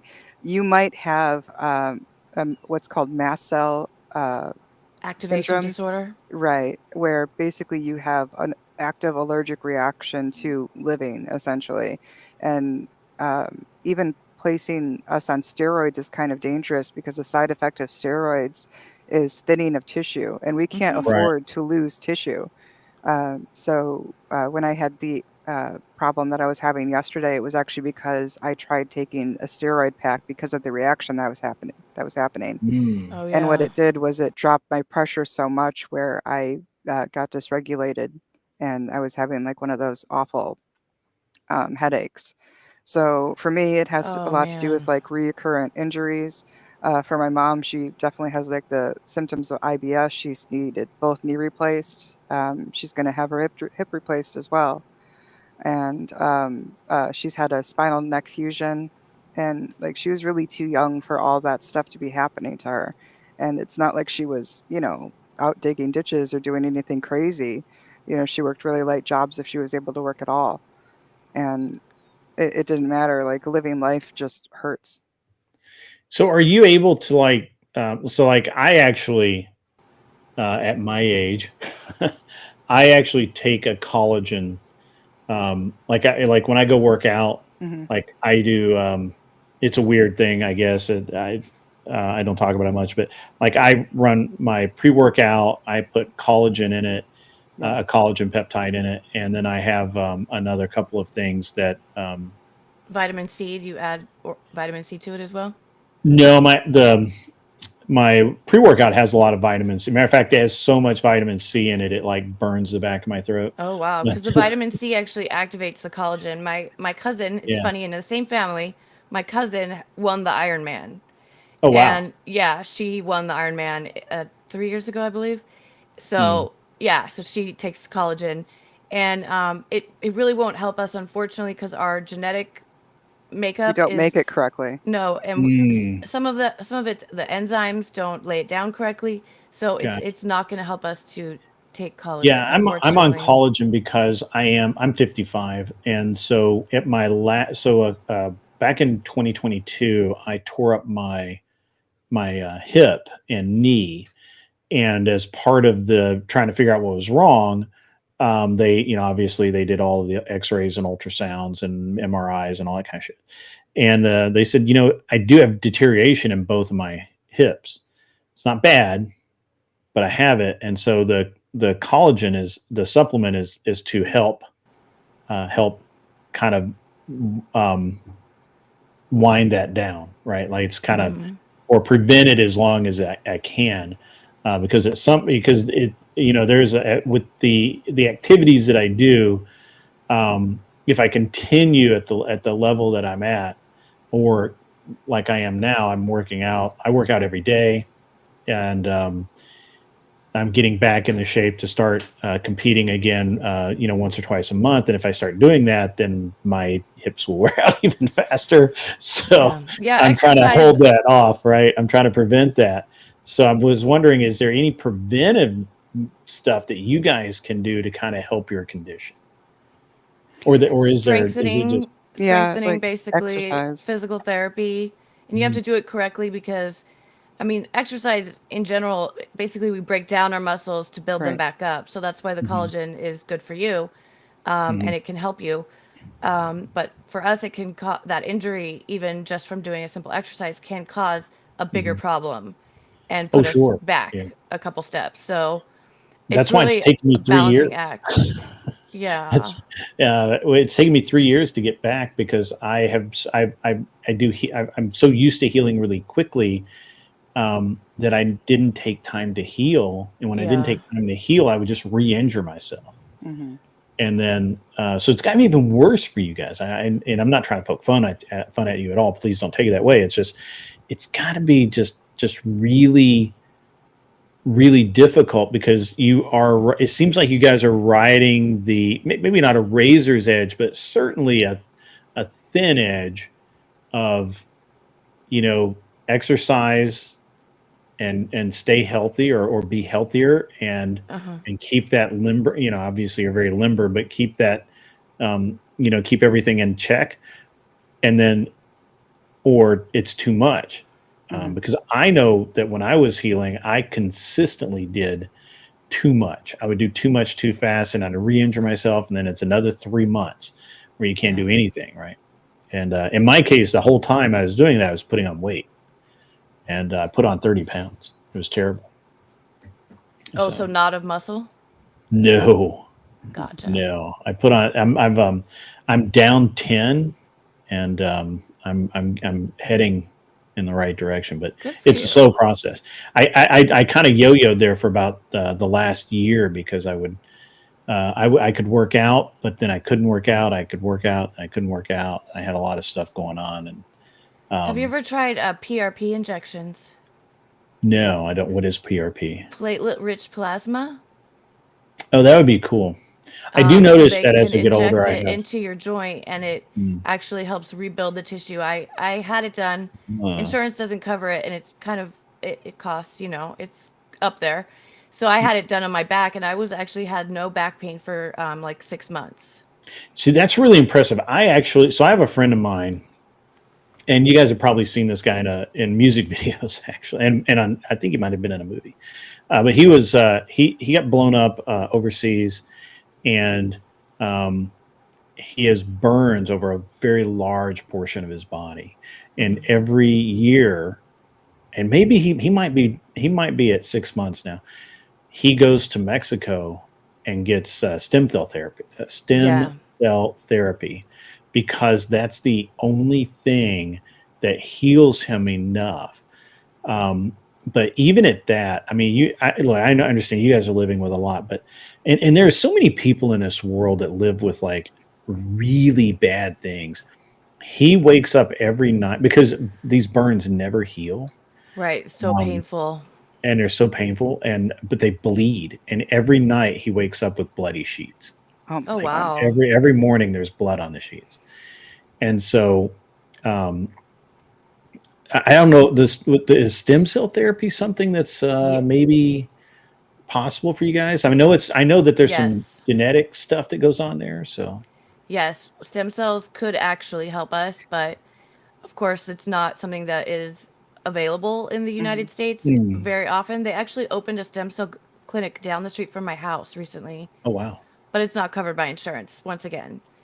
And it's like they don't really want us to get access to the stem cell therapy because, drug companies, they don't want that. Yeah. They don't want you to be healed. They want you to, just like that True Blood clip that played in the beginning of the EDS clip, they don't want you to have something that's going to heal you. They want you to keep taking their drugs. So they want you broke while you do it. Yeah. Yeah. So there's an interesting thing here. I love the way Mexico, there's not a lot of things I love about Mexico. Matter of fact, this is the only thing I can think of that I love about Mexico. But these stem cell clinics down in Mexico, what they do is they go to pregnant women and they say, hey, I'm going to run some tests. And if you pass, which basically means you're, clean, drug-free, no diseases, that sort of thing. We'll pay for all of your prenatal care and the delivery, but you let us have the umbilical cord. And so they harvest the stem cells from the umbilical cord, and then they save some for the mother and the child in case they have they need it in the future. And that's then insane. That's good, I think, but it's insane because otherwise the umbilical cord and all those stem cells just go in the trash. Right, yeah, and so they pay for all of this for this mother, right? And they harvest the stem cells, and then so the procedure for them is really pretty inexpensive, and it's more common. So So and that's why he goes to Mexico once a year. Yeah. He goes down. I've actually been looking into that grid. Yeah. I had a buddy. It's interesting in the United States how everybody's so proud of our FDA, and I think it's the worst thing that we've ever had. So I had a friend of mine who had horrible back pain. Horrible. He had a really bad injury, and he was to the point where, like, it was crazy the amount of painkillers he took, the amount of muscle relaxants, and all of these things that he took just to be able to function.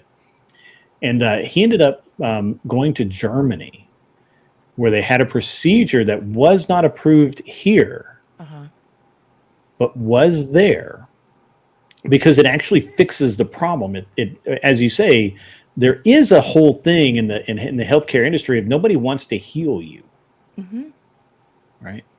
And so, but he went to Germany. He was over there like a week and a half. He had the procedure. He toured some historic sites. He had some beer. He came back. A month later, he's walking fine. He's back to sailing. Wow. He's back No more painkillers. No more painkiller. I mean, I'm sure he needs an ibuprofen once in a while, because I'm sure that everybody we're not talking miracle, right? Yeah. But I mean, we're not talking about miracle therapy here, but it's insane. Yeah, the amount of regulations we have in this country to get something approved for medical use is out of control. Right. And I'd be willing to be in studies, but even just to get into a study, it's hard to get into a study to get these things approved. So it is a nightmare, the FDA and all the regulations. Because a lot of other countries have way better medical treatment than we do. And they have more advanced Now keep in mind, this isn't free medical treatment, guys. For people who are listening, this is not free. You go and you pay, just like all the Germans do, just like all the Mexicans do. You pay. These are private clinics. This is capitalism at its best. So don't get the wrong idea here. You're going to pay. There's no insurance covering this. But my buddy was like, hey, I was paying, even with all of his copays and everything else, I was paying so much out of my own pocket. And, I mean, I don't keep up with him as much as I should anymore, but he got married, his kids, he bought some property somewhere and built a house. He got back in the state. It's like his whole life, the whole trajectory of his life just changed from just not having that back pain every single moment of every single day. Yeah. So I wish that there was something like that we could do to help us. Unfortunately, not really the case, but.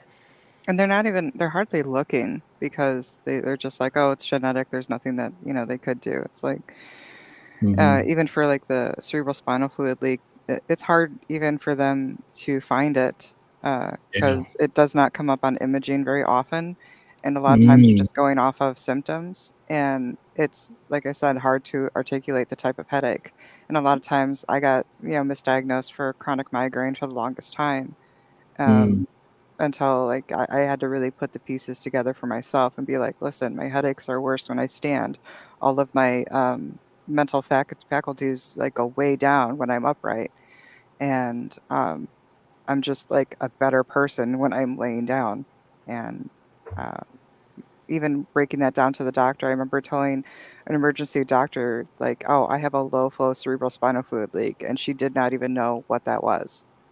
Like, she was only familiar with like the kind where you're in a car accident and it's like an acute injury, and of course it shows up, very well on scans. But I had to explain that I had meningitis twice in my life, and that's a lot of times to have meningitis. Yeah, and still be alive.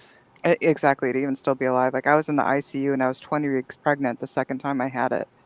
And like, it was a long hospital stay, and I remember being concerned because they had me on all kinds of opiates and I was pregnant. And I'm just like, am I going to have like a crack baby by the time this is over? And they were like, no, you're 20 weeks. By the time we have you out of here, you'll be basically detoxified by the time you deliver. You're detoxing. Yeah. Wow. But yeah, for them to put you on Dilaudid when you're pregnant is like unheard of. but there was like nothing else they can do for me other than supportive care. Yeah, it's a real shame that we're not doing more with the stem cell research and some of the regenerative therapies and that sort of thing, because obviously it may not be the magic bullet for you guys, but It would be actually, though. It really would. Really? Okay. Yeah, most likely. I think. I mean, I don't know for sure. I've never had it done, Sure. but it would be very helpful, I think. Yeah, if Yeah. they could like remake my dura with stem cells, that would be freaking Yeah, amazing. it would. Yeah. Yeah, it's a pretty interesting dilemma that we have in this country. We do have so you know what's really the most frustrating thing is that we do have the best healthcare in the world.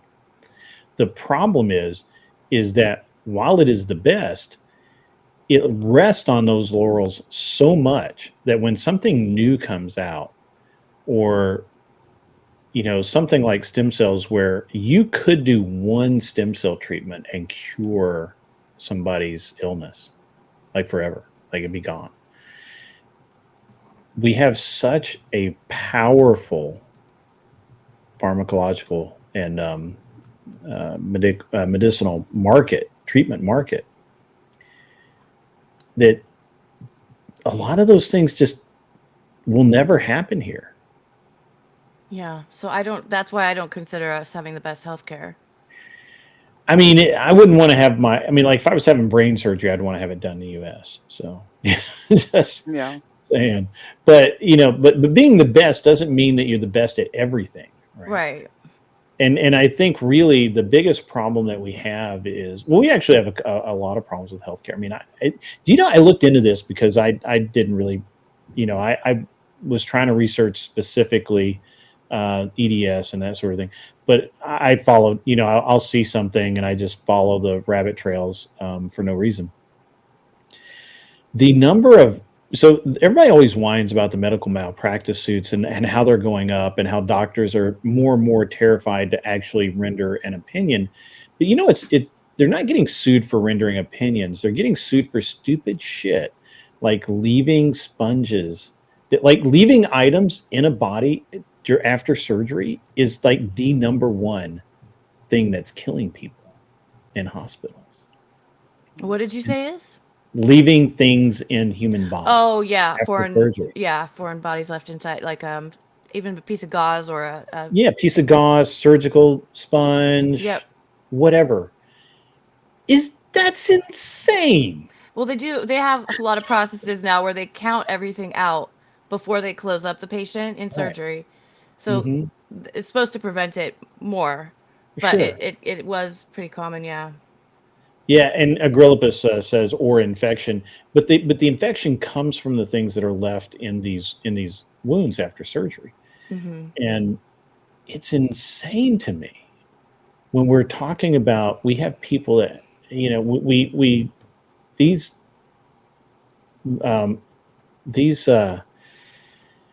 these doctors are so concerned about malpractice, and they always act like it's just like somebody's going to be mad because they give the wrong diagnosis or they give the wrong opinion or something like that. But no, it's because you're literally leaving things in bodies, and people are getting infected, and people have, someone like yourself, for example, if you went in and you had to have a procedure, you probably wouldn't survive even the slightest mistake, and that's a huge risk. Right? Never lucky rubber ducky. What's something you wish people knew before or after meeting somebody with EDS, Michelle? Sometimes you really cannot see. Like I could look okay when I need to for a period of time, but I'm probably suffering. You just really don't know what people are going through. I'm in pain a lot. People with EDS are in pain a lot.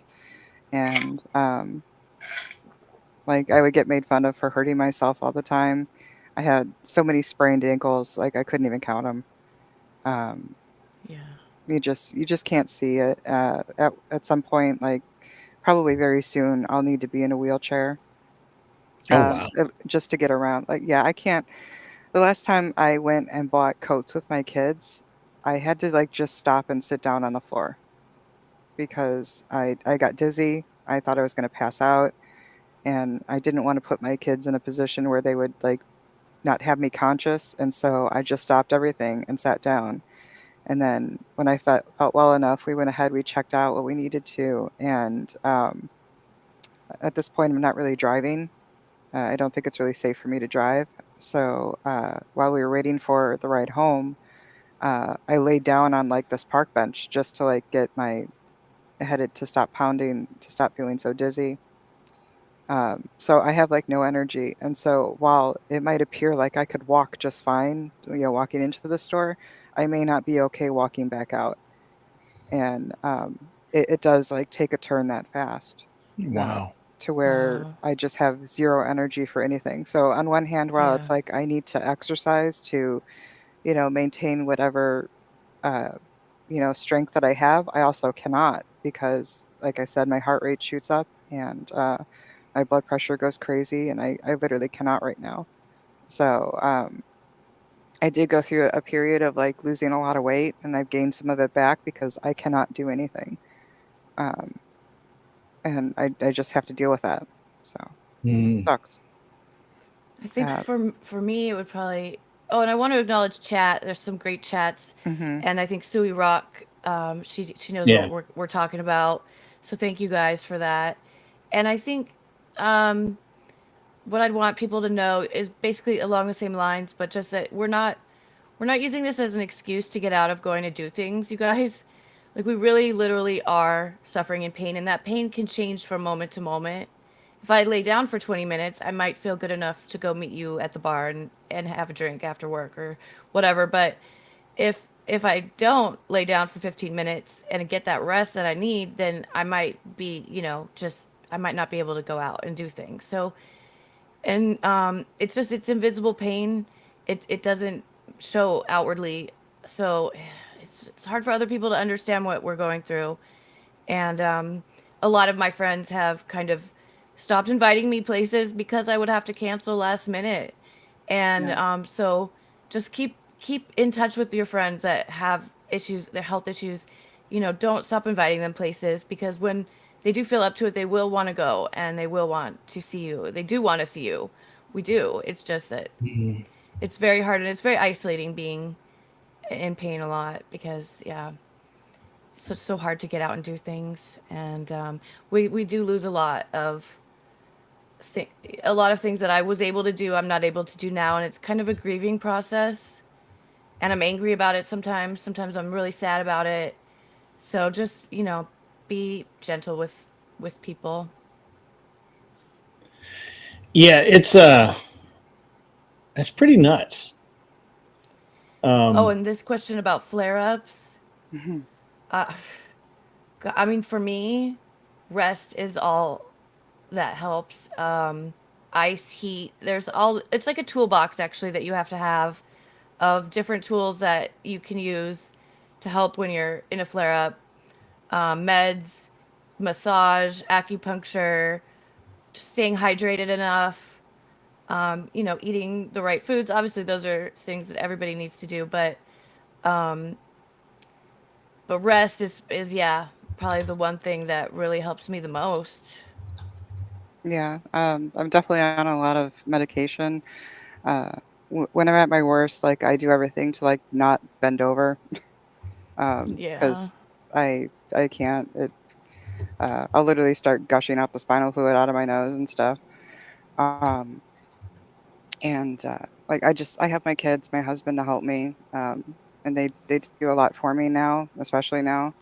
I've come to love magnesium baths.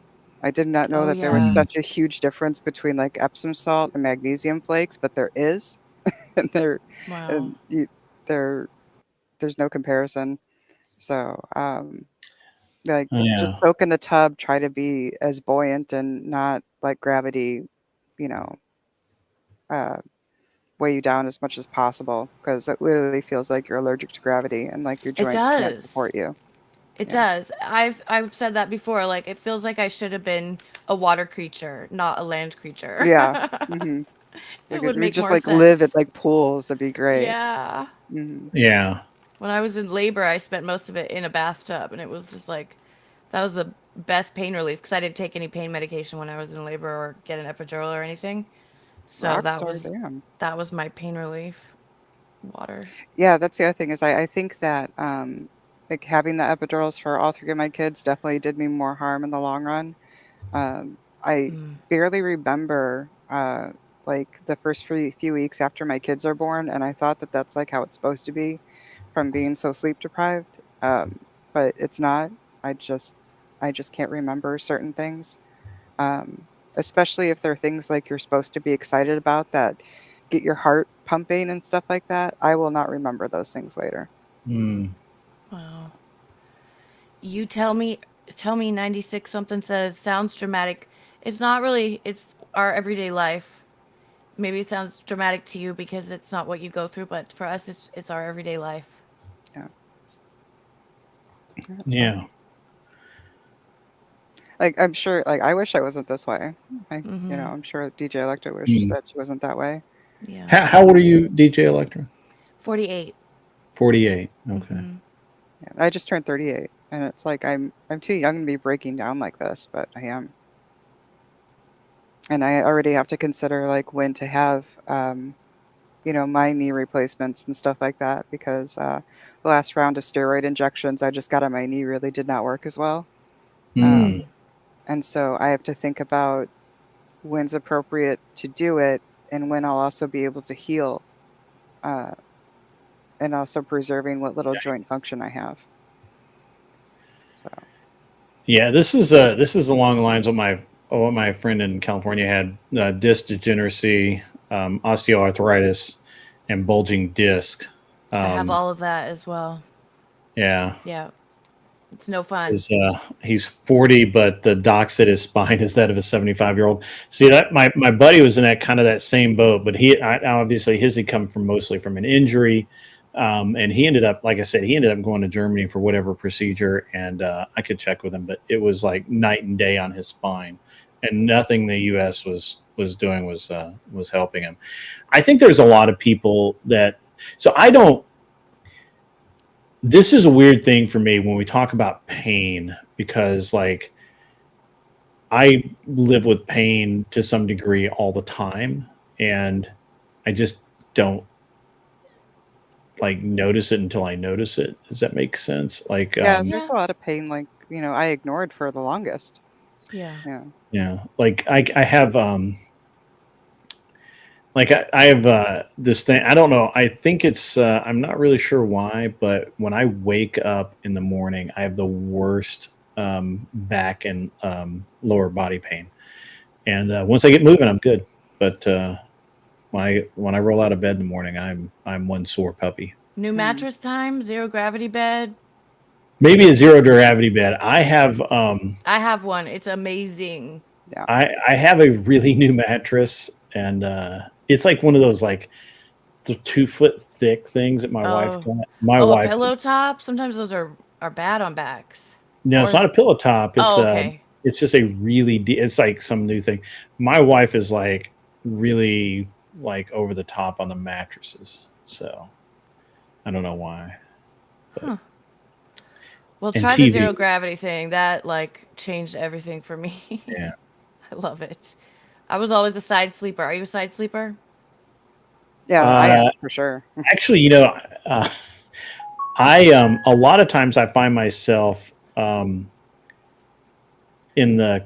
what's called I guess you would call it a coffin pose, where I'm like legs straight, arms arms crossed, that kind of thing. And or I don't know. I sleep mostly like on my side or my back. Yeah. Yeah. So. Because when you're on anti-gravity, you're on your back, obviously. Well, I guess sometimes I end up on my side, but rarely. But it really supports every curve I'll have to look into that of your spine.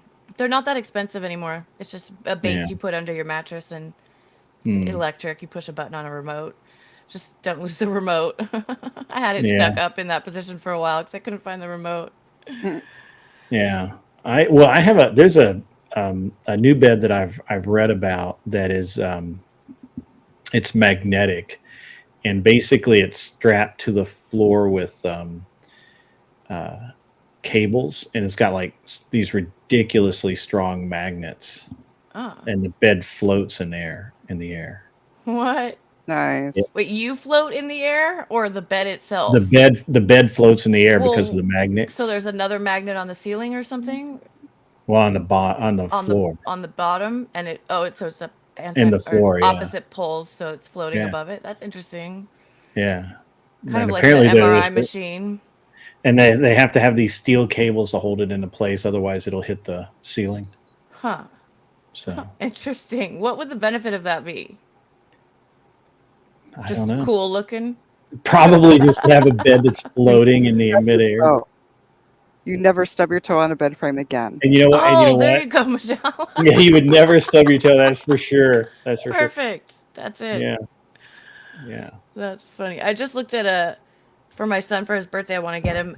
Oops, sorry, I hit my mic.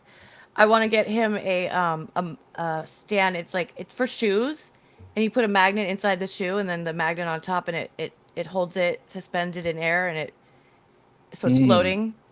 But I was gonna get it for his headphones because he does gaming and stuff. So I thought that was kind of cool. Kind of goes along with the bed thing. Why? Yeah. I don't know. It just would look cool. Yeah, I think the floating. I mean, I'm kind of interested in the floating bed thing. So I don't know. Nice. I'll look into that in a different house. I don't think I'll put it in this house. But anyway, it's a different thing. I hadn't heard of that before, but that seems really rad, honestly. Okay. And maybe the magnetics have something to do with like making your body work better. I don't know. Everybody has magnets. So, but yeah. Well, I don't. I noticed that Glenn just went live, so that's cool. And did we have another video to show? We do. Oh yeah. I'm sorry. Which I think it was this one. Yeah. Guys, check out this. This one's actually funny. I like this one. Sometimes you can feel like a pain in the ass in your own life. If you have more than 29 headaches a day, ask your doctor about almotriptan, elatriptan, provatriptan, naratriptan, rizatriptan, sumatriptan, zolmitriptan, dihydroergotamine, ergotamine tartrate, ubrogepant, romegepant, lasmidogen, Aimovig, Ajovi, Emgality, Vyepti, Qulipta, Topamax, Depakote, propranolol, metoprolol, nadolol, timolol, verapamil, candesartan, lisinopril, Botox, amitriptyline, nortriptyline, ibuprofen, naproxen, acetaminophen, metoclopramide, chlorpromazine, droperidol, and that random pill your cousin found in her purse from 2009. Side effects may include headache, yes really, brain fog, toe cramps, kale cravings, glitter rash, spontaneous tap dancing, emotional attachment to your toaster, eyebrow overgrowth, accidental jazz hands, sudden urge to buy a ferret, speaking fluent gibberish, getting into arguments with mailboxes, forgetting your own birthday, lactose betrayal, waking up convinced you're a pirate, uncontrollable banjo solos, and wondering if maybe the migraine was the friends we made along the way. Ask your doctor if humiliation, confusion, and spontaneous squirrel whispering is right for you today. Okay. All right. We have a funny song because it was like really dark, I guess, this whole time. Yeah. It's interesting. Michelle wrote that. I love that, Michelle. I was stoked to make it because it was fun. That was funny at the end. I love it. Yeah. I've been on a lot of those meds actually. Yeah. I'd say a good 40% of them. Yeah, those are all real med names, you guys, and all of them Michelle's are real. Been on a lot of them. Mm-hmm. But now we know why it's not really a migraine that you're having. It's not a migraine. It's a CSF leak. So yeah. Yeah, I wasted a lot of money on fucking medication that I didn't fucking need. But all I needed to do was lay down and level out my spinal fluid. So that's where it kind of pisses you off. Like, you know, when you have stuff like this. The magnetic bed is $16 million. Holy moly. No, come on. Grid's like, I can buy 3 businesses with that. I know. Well, my goal is to have it set up so I'm making about $1 million clear a year. So that's the next goal. That's the next goal. Yeah. By what year? Oh, I don't know. Maybe in the next couple of years. Next couple of years. Good for you. I retired and then I got really bored. So now we're buying businesses and investing in other things. And so my goal now is to have to build a kind of a group of businesses that after taxes, payroll, everything, after every single bill is paid, generates about $1 million a year. Well, good for you. Yeah. So I hope that works out for you. I really do. yeah, How old are you, Grid? I'm 55. Oh, okay. Yeah. You're still young. You got time. I know, right? Well, I don't know why I retired at 45. So That's good. it was awesome. It was like, Gets boring though, huh? I was like, because I got forced into retirement because of my disability, but otherwise I'd still be working as a nurse. But I just got bored, so that's why I turned to doing YouTube and doing content. Go to my page, you guys, if you want to subscribe, DJ Electrify. Or I have a website, djelectrify.com.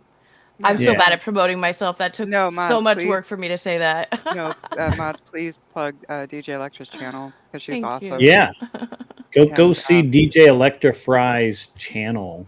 I make a lot of music, some of it AI, some of it music that I make myself, and edit the videos myself. And so, yeah. I always need video editing. I can't do, first of all, I don't do video editing. So that's the first thing. And actually, like, I'm in the middle of creating a website now. I have not done that, by the way, in like probably 12 years. Like when I had the shop was the last time I did a website. And that was actually, it was probably longer than that. And so I'm like, I don't like the AI is integrated now, and it's really annoying the crap out of me because it's just trying to do things that I don't want it to do. And I'm like, yeah, why can't I just build a website like I used to? Like, this is what's going on here? But anyway, that's a minor detail. So, Michelle, are you okay? I see you cam down. I am okay. I just had to get a drink. So gotcha. No worries. Let's make sure everybody's okay. Wait, you don't want to drink while laying down on camera for us so we can see you spilling on yourself? I'm okay. I am perfectly fine not doing that. It's hard drinking when you're laying down. It is. Yeah. It is. Bendy straws are my friend. Oh, hey, Jerry Lane. He says he only stalks one content creator. How are you, buddy? Oh, it's too funny. So how does this affect, I mean, obviously all of the medical issues, right? That definitely affects your life. How else does this affect, I mean, how, and Michelle kind of talked about her relationships. How's this affected your relationships and your like daily life? Well, I lost a lot of things that I loved. I lost my ability to dance. I was looking to be a professional dancer. But when I started dislocating my knee at 12, that kind of went out the window. I still did cheerleading through high school, but, you know, I lost that. Then I tore tendons in my ankle. So then that kind of put me on the path to, I couldn't go hiking anymore, and I couldn't actually work as a nurse anymore at a certain point. So I lost my career, which I loved and I worked really hard for, and was giving me kind of a purpose to give back to others that are going through similar things with their health. And so really just kind of left me like, what is my reason for being here, you know? And I think that's a question that we all wonder. You know, what's the meaning of life? What's the reason that we do this? Because it's hard most days, but so I'm still figuring that out, I guess. But as far as relationships, I mean, romantic relationships, I had one guy that I dated that he did not believe that I had anything wrong with me, that I had this condition, which is very well documented, and I have the scars to prove it, but he still didn't believe me. So Oh, wow. Yeah, so that ended poorly, but I don't know. It causes me to be at home a lot, so I don't get to see people as much. So that really bums me out. I wish that I could see my loved ones and my friends more. And yeah, I don't know. Yeah. Michelle, do you have any other answers for that? I don't know. I'll come back to that. There's some grieving going on. Yeah. I think. I went Yeah. hypersexual. I'll come back to that. ZDDN apparently found one of the maglev beds for $1.2 million. Okay, well that's she a thinks little that's more better. reasonable. Yeah, it's a little more reasonable. Drop in the bucket, Can right, you Greg? link me? Can you throw me a link? And my wife will never sign off on this, by the way. A bed that floats in the air, held by steel cables that if they break will slam you into the ceiling. Seriously, my wife is not going to go. My wife would be like, hell no. Yeah, how could you relax knowing And that you can sleep there, but I'm not sleeping there. Just Like, tell how her about you'll a really never nice stub your hand toe. carved four-poster bed, like something nice and safe? No, my wife has my wife's tastes have changed over the years. We had a sleigh bed for years, and then which I actually liked. It was like this beautiful cherry, like it was really a pretty, but also at the same time had that like rugged or not rugged, but the very masculine sleigh element to it. And we sold that bed, and then we've had like a really modern bed, which I didn't like. Now we've got it's okay. What we got now is okay. But it's very architectural. Like it Like looks modern. no, it looks like it belongs in a fucking castle. Like it's just got all of these like crown. It looks like it looks like somebody went just nuts with crown molding and built the bed out of it. Cool. And it looks very French. But Very French. yeah, it's annoying. But whatever, it's fine. So anyway. Yeah, no, I as far as relationships, I actually developed many relationships because that was kind of my way of socializing. So, like I said, when you Right. spend a Yeah. lot of time in bed, then sex becomes something that you're pretty focused on. And it was also like one of the adrenaline rushes where I could kind of feel good for a little bit. And I don't know, just like learning what I have really put it in a different perspective lately. And so I'm dealing with that. Yeah. So what does the future hold for you two? What's the path forward? What are you doing? How are you going to deal with it? And chat, by the way, if anybody in chat wants to come up and chat, it's basically, I mean, we're right at in the last hour, so I'm glad, and I don't know how long these ladies intended to stay, but if someone would like to come up and chat, that would be great. That's fine. We can. The way to do that, as always, is you have to get the link to the Discord. You go to the Discord. You ask in the mod chat, and they will give you a link after they verify you're not a complete idiot or weirdo or somebody we don't like. So, but anyway, so what's the path forward? How are you guys? And you guys can answer, obviously individually, but I'm just really kind of curious. So for me, I actually need to open up a nonprofit for myself and my family. Mm-hmm. My brother also has severe autism, and as we look forward into the future of him, like not living with my family or my parents passing away, uh, we really need to set up like the ABLE accounts and the disability trusts and stuff for him. I don't think that my parents realized that Medicaid would probably claw back the house that they thought would provide for him later. So what I want to do is basically work in patient advocacy and helping other people file their disability paperwork and advocate for themselves and, um, hopefully get myself and my brother established long term. Um, and just to kind of like try it out, I did help one of my mom's friends who was getting her pain medication taken away in like a way that like was just completely not fair. And I was able to draft out the paperwork to send to Medicaid and her insurance and make sure that that was protected because like she was not able to go on anything else. She actually had something where she could not even take Tylenol because of her liver damage. And uh, so just working in that sort of work to help other people who are disabled, because navigating that system is really hard. And since I really lay down and, you know, it's easy for me to like read up on things, so long as I have the mental capacity for it. So I want to help other people and obviously provide for those that are closest to me as they're not able to provide for themselves later on. Mm. So I'll try to get into that.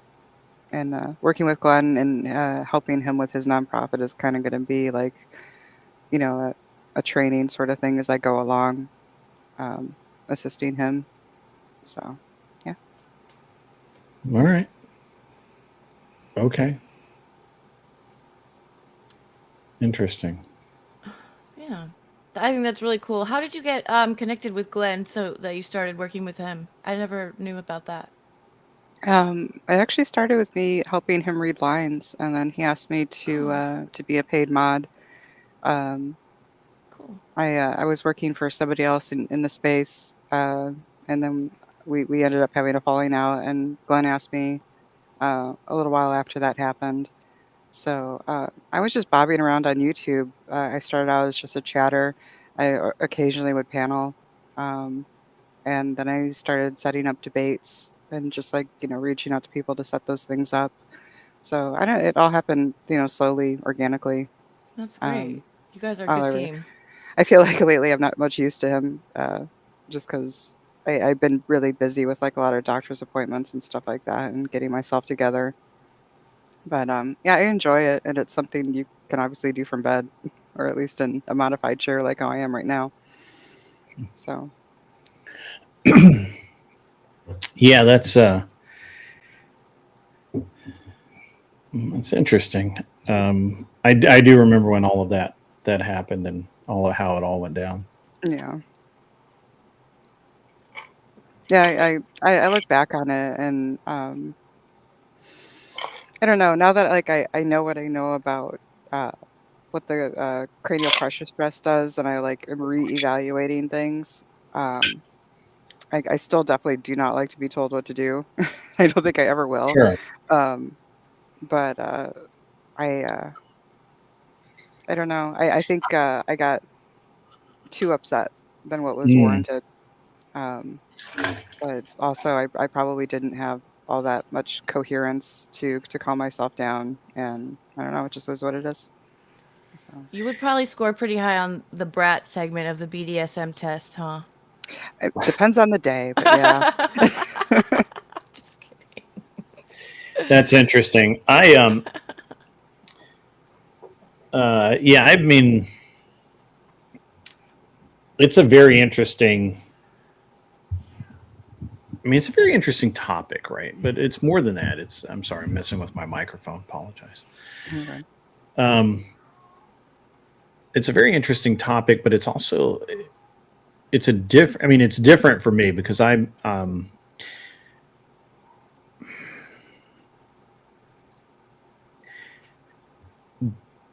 A lot of people seem to have trouble understanding that you have to live life like right now, and I've never had that problem. Like I don't think about what I'm going to do in 20 years. I don't think about if I do this I could really like get hurt or whatever. I've never thought about it.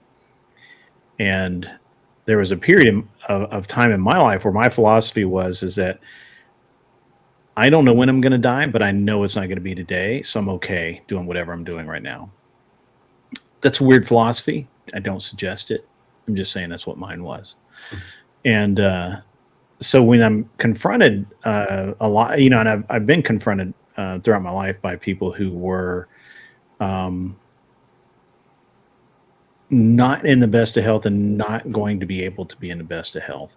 And one of my earliest issues with the hospital system or medical system or whatever you want to call it in the U.S. was my grandfather. My grandfather had strokes, and he had he didn't really have that many heart issues, but eventually, if you have enough strokes, you're going to have a heart issue.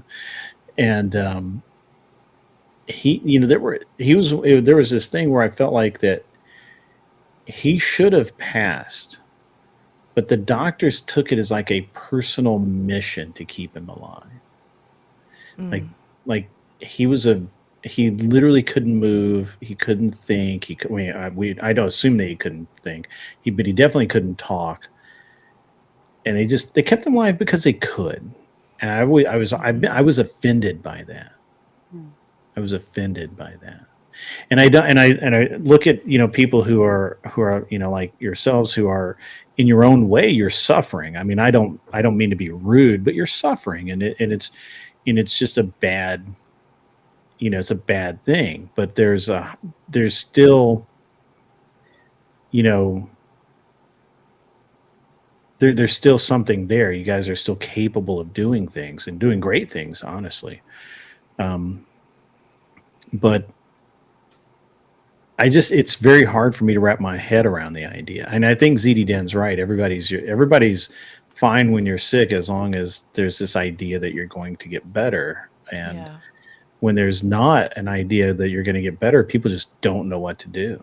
And worse is that we have I find most people are either 100% sold on the idea that our healthcare system in this country is, while somewhat flawed, is still, working in your best interest. But literally, like, everything I've heard from you guys tonight is that it's not. Like, they don't believe you, or if they do believe you, they marginalize it. If they don't marginalize it, they don't really know how to talk to you about it. They don't know how to really treat it. So they would rather just play the I don't know, and just kick the can further and further down the road and just see what happens. In the meantime, you guys are suffering, and you guys are having problems in your daily lives, and not leading, the lives that you would want to live. Now, on the one hand, I would 100% say that you should do the best you can every day and live every day just to the fullest, and all of the postcards, okay, all of them. You should just pick out a postcard a day, no shortcuts today, or whatever. Sure, absolutely, you should 100% do that. But I don't think either of you, or maybe you are, I don't know, have any disillusionment have any disillusionment about the reality that the bulk of our medical care for you is very limited and very skeptical and very lacking. And that's just a strange thing to have to say, right? And that you guys do probably deal with and again, I have always had this very odd viewpoint about my life and about getting hurt, and about I've done some really stupid things. I mean, really stupid. Like how stupid? Give us an example. I was racing a car at Memphis Motorsports Park, and this was probably like, wow, it was probably 1999, 1998, 1997, somewhere along in there. And it was a pretty good race, and I was faster through the I was faster through most of the track than the car in front of me, but it had it had a little bit more horsepower, and so even though I would catch up under braking and turning, he would get a little tiny bit of edge on me down the straightaways. And eventually, I got past him, and I got past him by simply literally out braking the guy to the point where, like, I'm positive that he thought I was going to run off the track, but I just 100% believed that I was going to make that turn, and I did. And then he, in response to that, he, about 2 corners later, maybe a half a lap later, he, as I was under braking and the back end of the car was light, he tapped me in the rear corner, and I slid off the track. And so when you go off a racetrack, you need to turn the wheels straight, because if you don't, what happens is they dig in and you go up on your side. And there's a saying in racing that you either have rolled or you will roll, but at some point you're going to be on your top. And I've been halfway there. And so I end up with the car on its side on the driver's door, and I was furious. I was angry.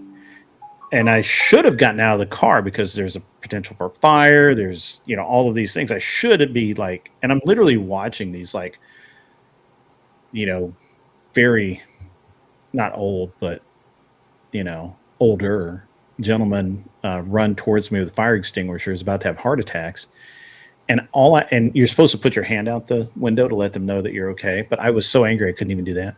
And I finally ended up, and the next thing is I was like, how am I going to get out of this? Because as soon as I let go, as soon as I unfasten these seatbelts, I'm going to fall.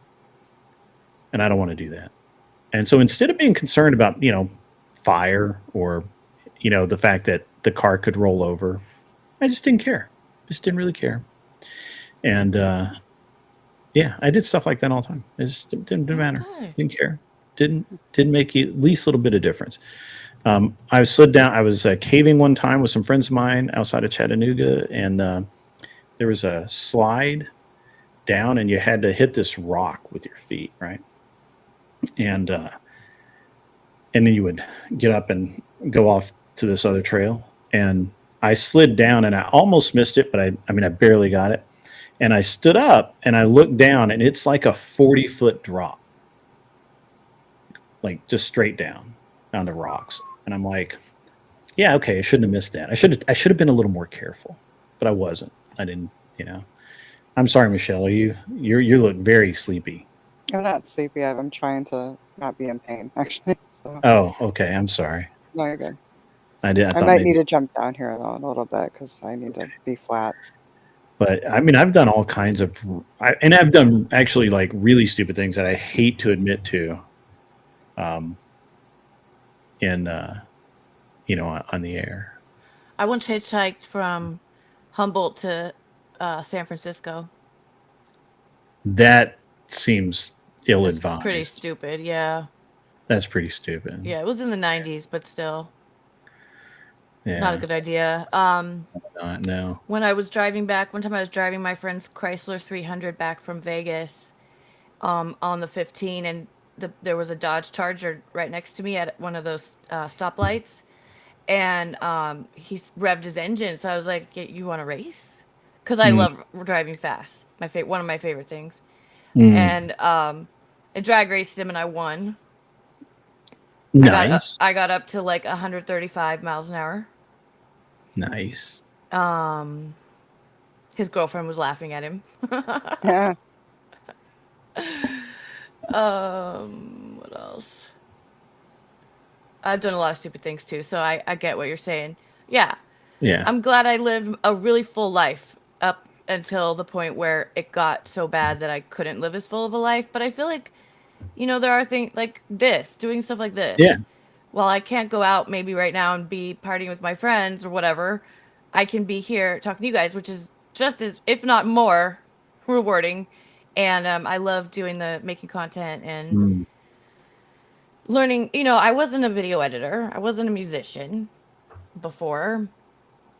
I mean, I played bass since high school, but I wasn't like actively making music. Now I have a song on Spotify. Like it's just different things like that. So it's just Yeah. you got to change your idea of rewarding and meaningful, I think, Mhm. at some point. I And had everyone a does as they get older, I think. Aging yeah, is such a weird topic. It's so hard to talk about, but everybody does age, and death is at the end of this for all of us. So, mm, I was literally riding my motorcycle yesterday in shorts and a t-shirt. So, yeah. so and it was the wrong like yeah. So I mean, I'm not. I mean, you say we grow out of it, and yet I do not concur. Oh, I don't know that we grow out of it. I think that sometimes we have to change our perspective a little bit, but yeah, by all means, keep doing it. I don't Yeah, know. yeah. I think that um, again, I've never been in a situation where I really had to think much about it until I hurt myself. When I hurt myself, I mean,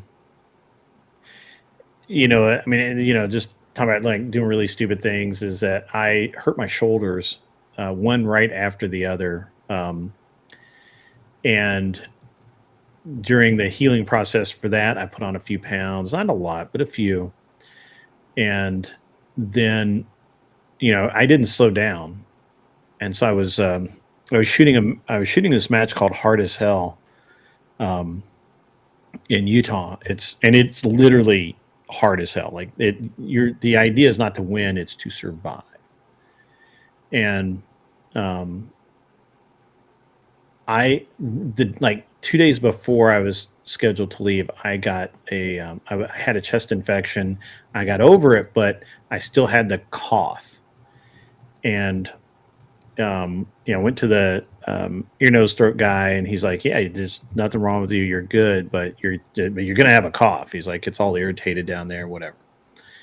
And so I go shoot this match, which is so freaking hard that people people really get hurt. I didn't. I ended up tearing up my hip and knee. That was in 2022, and I would do it again the day. Like if Brian called me up and said, "Hey, we're going to do it again," I'd be like, "Yeah, sign me up.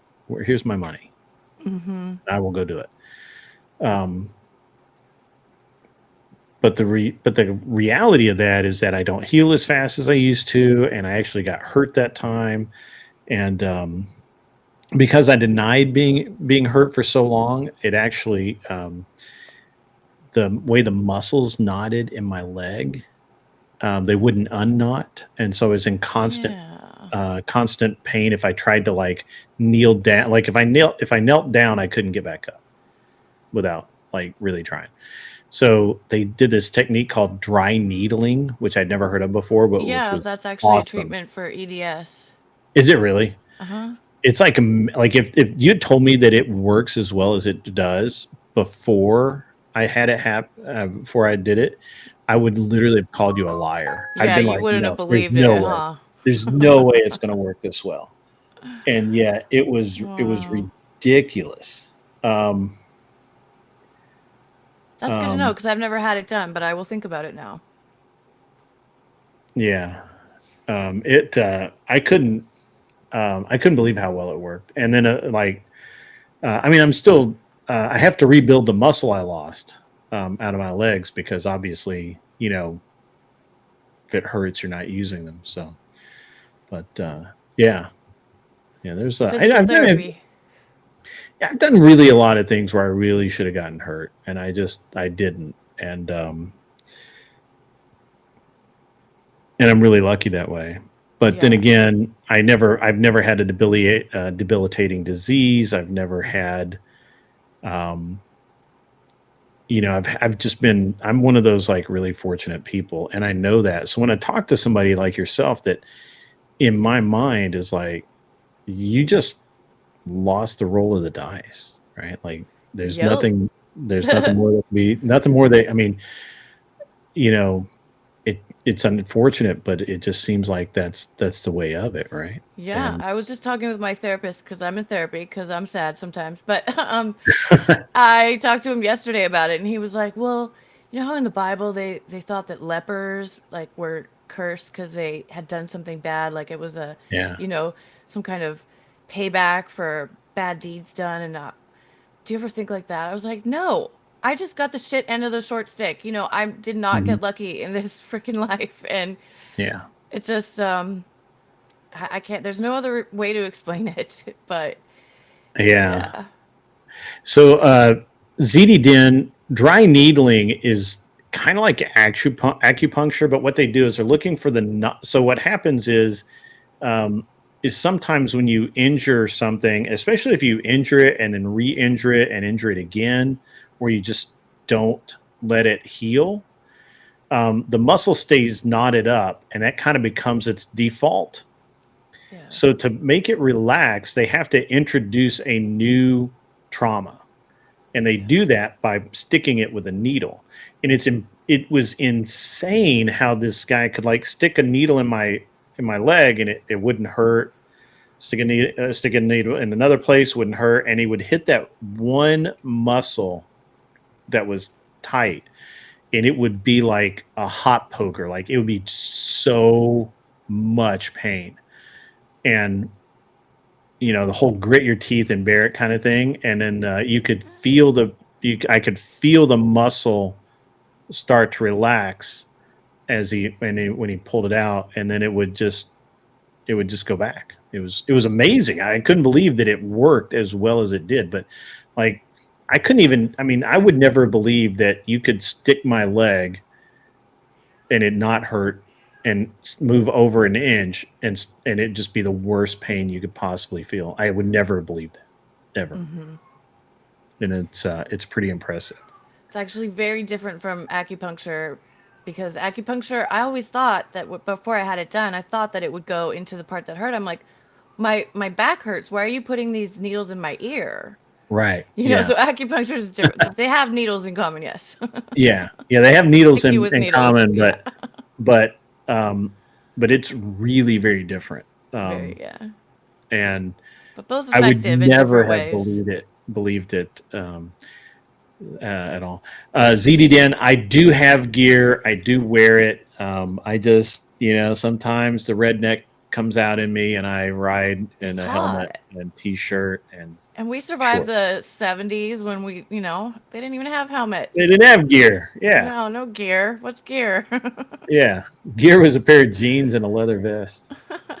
So, It's so funny. Growing up, my mom wanted me to wear jeans on water slides, you guys.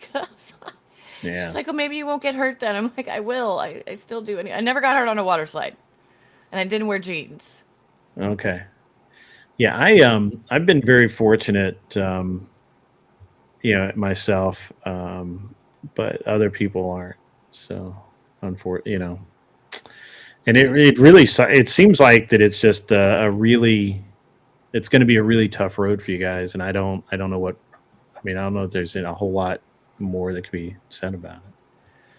Well, I just, limitations really do bring out genius sometimes. So That is true. and you will have a limitation one day, Grid. I don't look forward to that for you, but it will come about someday, sometime. But until then, it's all about how you frame it in your mind and how you react. You say that, but my grandmother lived to be 104 and was eating bacon right up until the time she died. So I love her. That's amazing. right. Like, if I can get almost there, I'll be great. I'll feel awesome. Yeah. So, Okay. but if you ever notice that there's this, and I know that I'm kind of going along here and I'm rambling and all that, but that's okay. It's my show.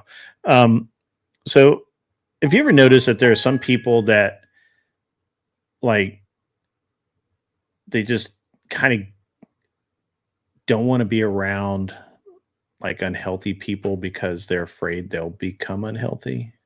Have you ever seen that? Like it's like a weird thing. Oh yeah, Yeah. for sure. For sure I have. Even in Yeah. the hospitals, there's people that just have this unrational fear of hospitals, and I don't know I what do. drives it, Don't but go there. yeah. But yeah, it's not contagious, people. I don't go to hospitals because that's where all the sick people are. And Yeah, that can the hospitals can get you sick, that's for sure. That yeah. is true. I don't know though. I worked in hospitals for 20 years and I would get sick maybe once a year with like a little cold Mm. or something. I don't know. I built up a good immune system because of, I guess from being around all those. From I all don't the sick know. people. Yeah, and I got every like illness under the sun when I was a kid, so I think I just had Yeah. immunity to some of it. I don't know, but I ate a lot of dirt, I think, when I was a kid. yeah, me too. I've never spent the night in a hospital other than when my children were born. Knock on wood, me neither. Even Yeah. then, I didn't spend the night. Oh no, I guess. Well, I went there at like 2 a.m. and I. So no, I didn't never spent the night in a hospital. Knock on wood, though. Yeah. I wouldn't like to. I definitely So have, and the beeping made me crazy. Oh yeah, there's tons of beeping. I don't even Oh, hear it anymore. Like I just tune it out. oh, that just drives me nuts. I can't even imagine that, like that's just it's beyond my comprehension. So Well, you've never I'm experienced it, so yeah. why would you comprehend it? You don't need to. Yeah. I yeah, that's pretty crazy.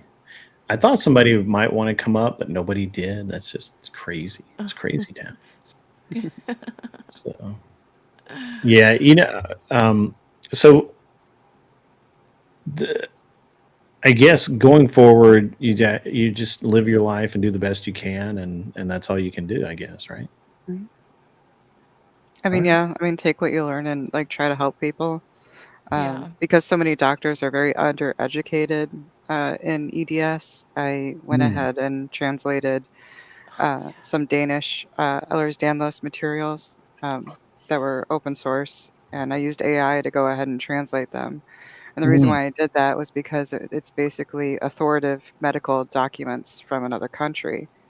It's Um, amazing too. eh, She did a great job. It's so right. good. And I made a binder out of it, and then I went to the medical groups that me and my children are associated with, and then as well as their IEPs, their individual education plans. And I put in uh, the ADA request, which is like the Americans with Disability Act Yeah. reasonable accommodation request, for them to go through and read it. And so now, when we do my children's individual education plans, they now have to consider the information that's in there and some of the accommodations that are in there. And it's kind of a way to, I guess, fast track and twist their arm to make them more educated in it. So at least it's probably a drop in the bucket, but it's my bucket at least. And, Right. No, I think just that's gets great. And just doing this show and speaking out and helping other people understand and maybe just giving them some insight into what we go through and other people that have Ehlers-Danlos, so that they can comprehend it a little bit more. I mean, I yeah, think that's sure. great that you're doing And that, Michelle. I love that. yeah. yeah, Thank you for and inviting me. clip the show, put it out there, do whatever you need to do. Okay. Yeah, we definitely will. Yep. Oh. Shorts coming soon. I Uh do want to leave you with the song oh that I yeah. had made. Yeah, Okay. Yeah. we gotta do this. Is that Sui Rocks? How do you Yeah. say that? I Sui think Rocks. Sui rocks. That sounds about right. Okay. Participating on a panel is like super easy. You click the link, you select your mic and camera, and done deal. So easy. Yeah. Anytime you want to, you should try it. It's fun. Yeah. And you Yeah. sound like you have some good stuff to say, so. Yeah, it was great having you in the chat. And you Yeah. don't have to use a camera, and you also don't have to use an analog or pardon me, digital avatar. No, you don't have to be a cartoon. You could just be a little circle with your picture of anything or picture of you, picture of a dog. Who cares? It doesn't matter. Yeah. So we had a song. Yeah, I'm sending it Yeah. to you Oh boy. in Discord now. Thanks so much for having us, Grid. Where Yeah, it's is actually there. Yep. Where is Discord? Oh, there it is. I mean, I found Discord. I have a lot of windows open on a lot of monitors, so sometimes when I look lost, it's not because I'm lost. It's because I'm searching for my Discord is. I'll Is have to it? join your Discord. Yeah, please do. It's a great place to be. It can be pretty quiet though. I'll liven it up. Just kidding. I don't really do a whole lot on Discord, but I'll join it still. Okay. I joined. Right. So I think I've seen that. Why do I think I've seen this one? You have seen it. Okay. Yeah. All right. Cool. All right. Let's do that.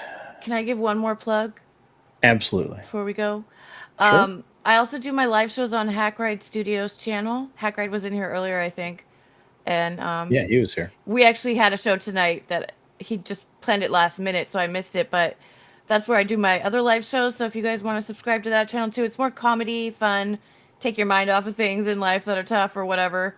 We just have a lot of fun over there and just try to entertain. So, and thanks again for having us and letting us, talk about what we go through. Let's listen to this. And Joint disease makes you sick of these, makes you sick of these, makes you sick of these. Floppy joint disease. Seconds. Yeah, and they're walking with the arms out, looking kinda loose. Yeah, what is this about? No collagen in the shoulder joints, so they stay out.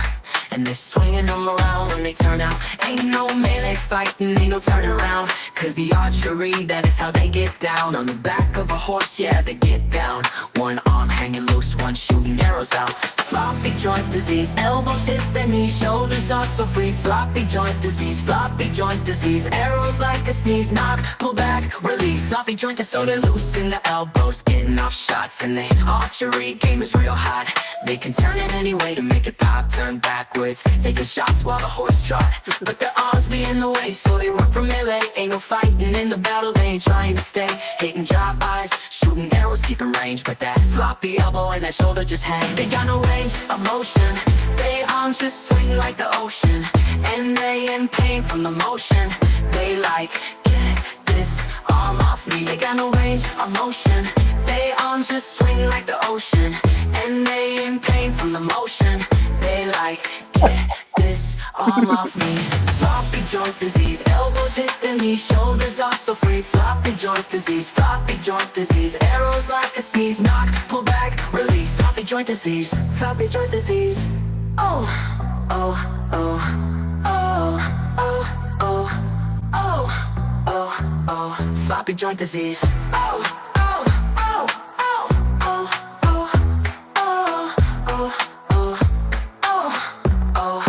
Floppy joint disease.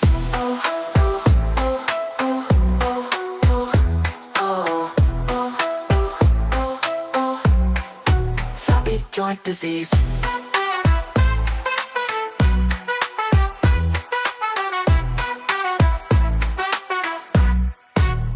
Floppy joint disease.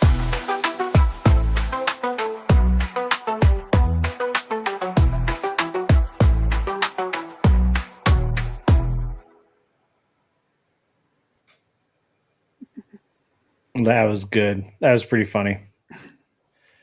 Got to make fun of it somehow. That's a great song, Michelle. Thank you. Thank you. I That was like the first one I really made.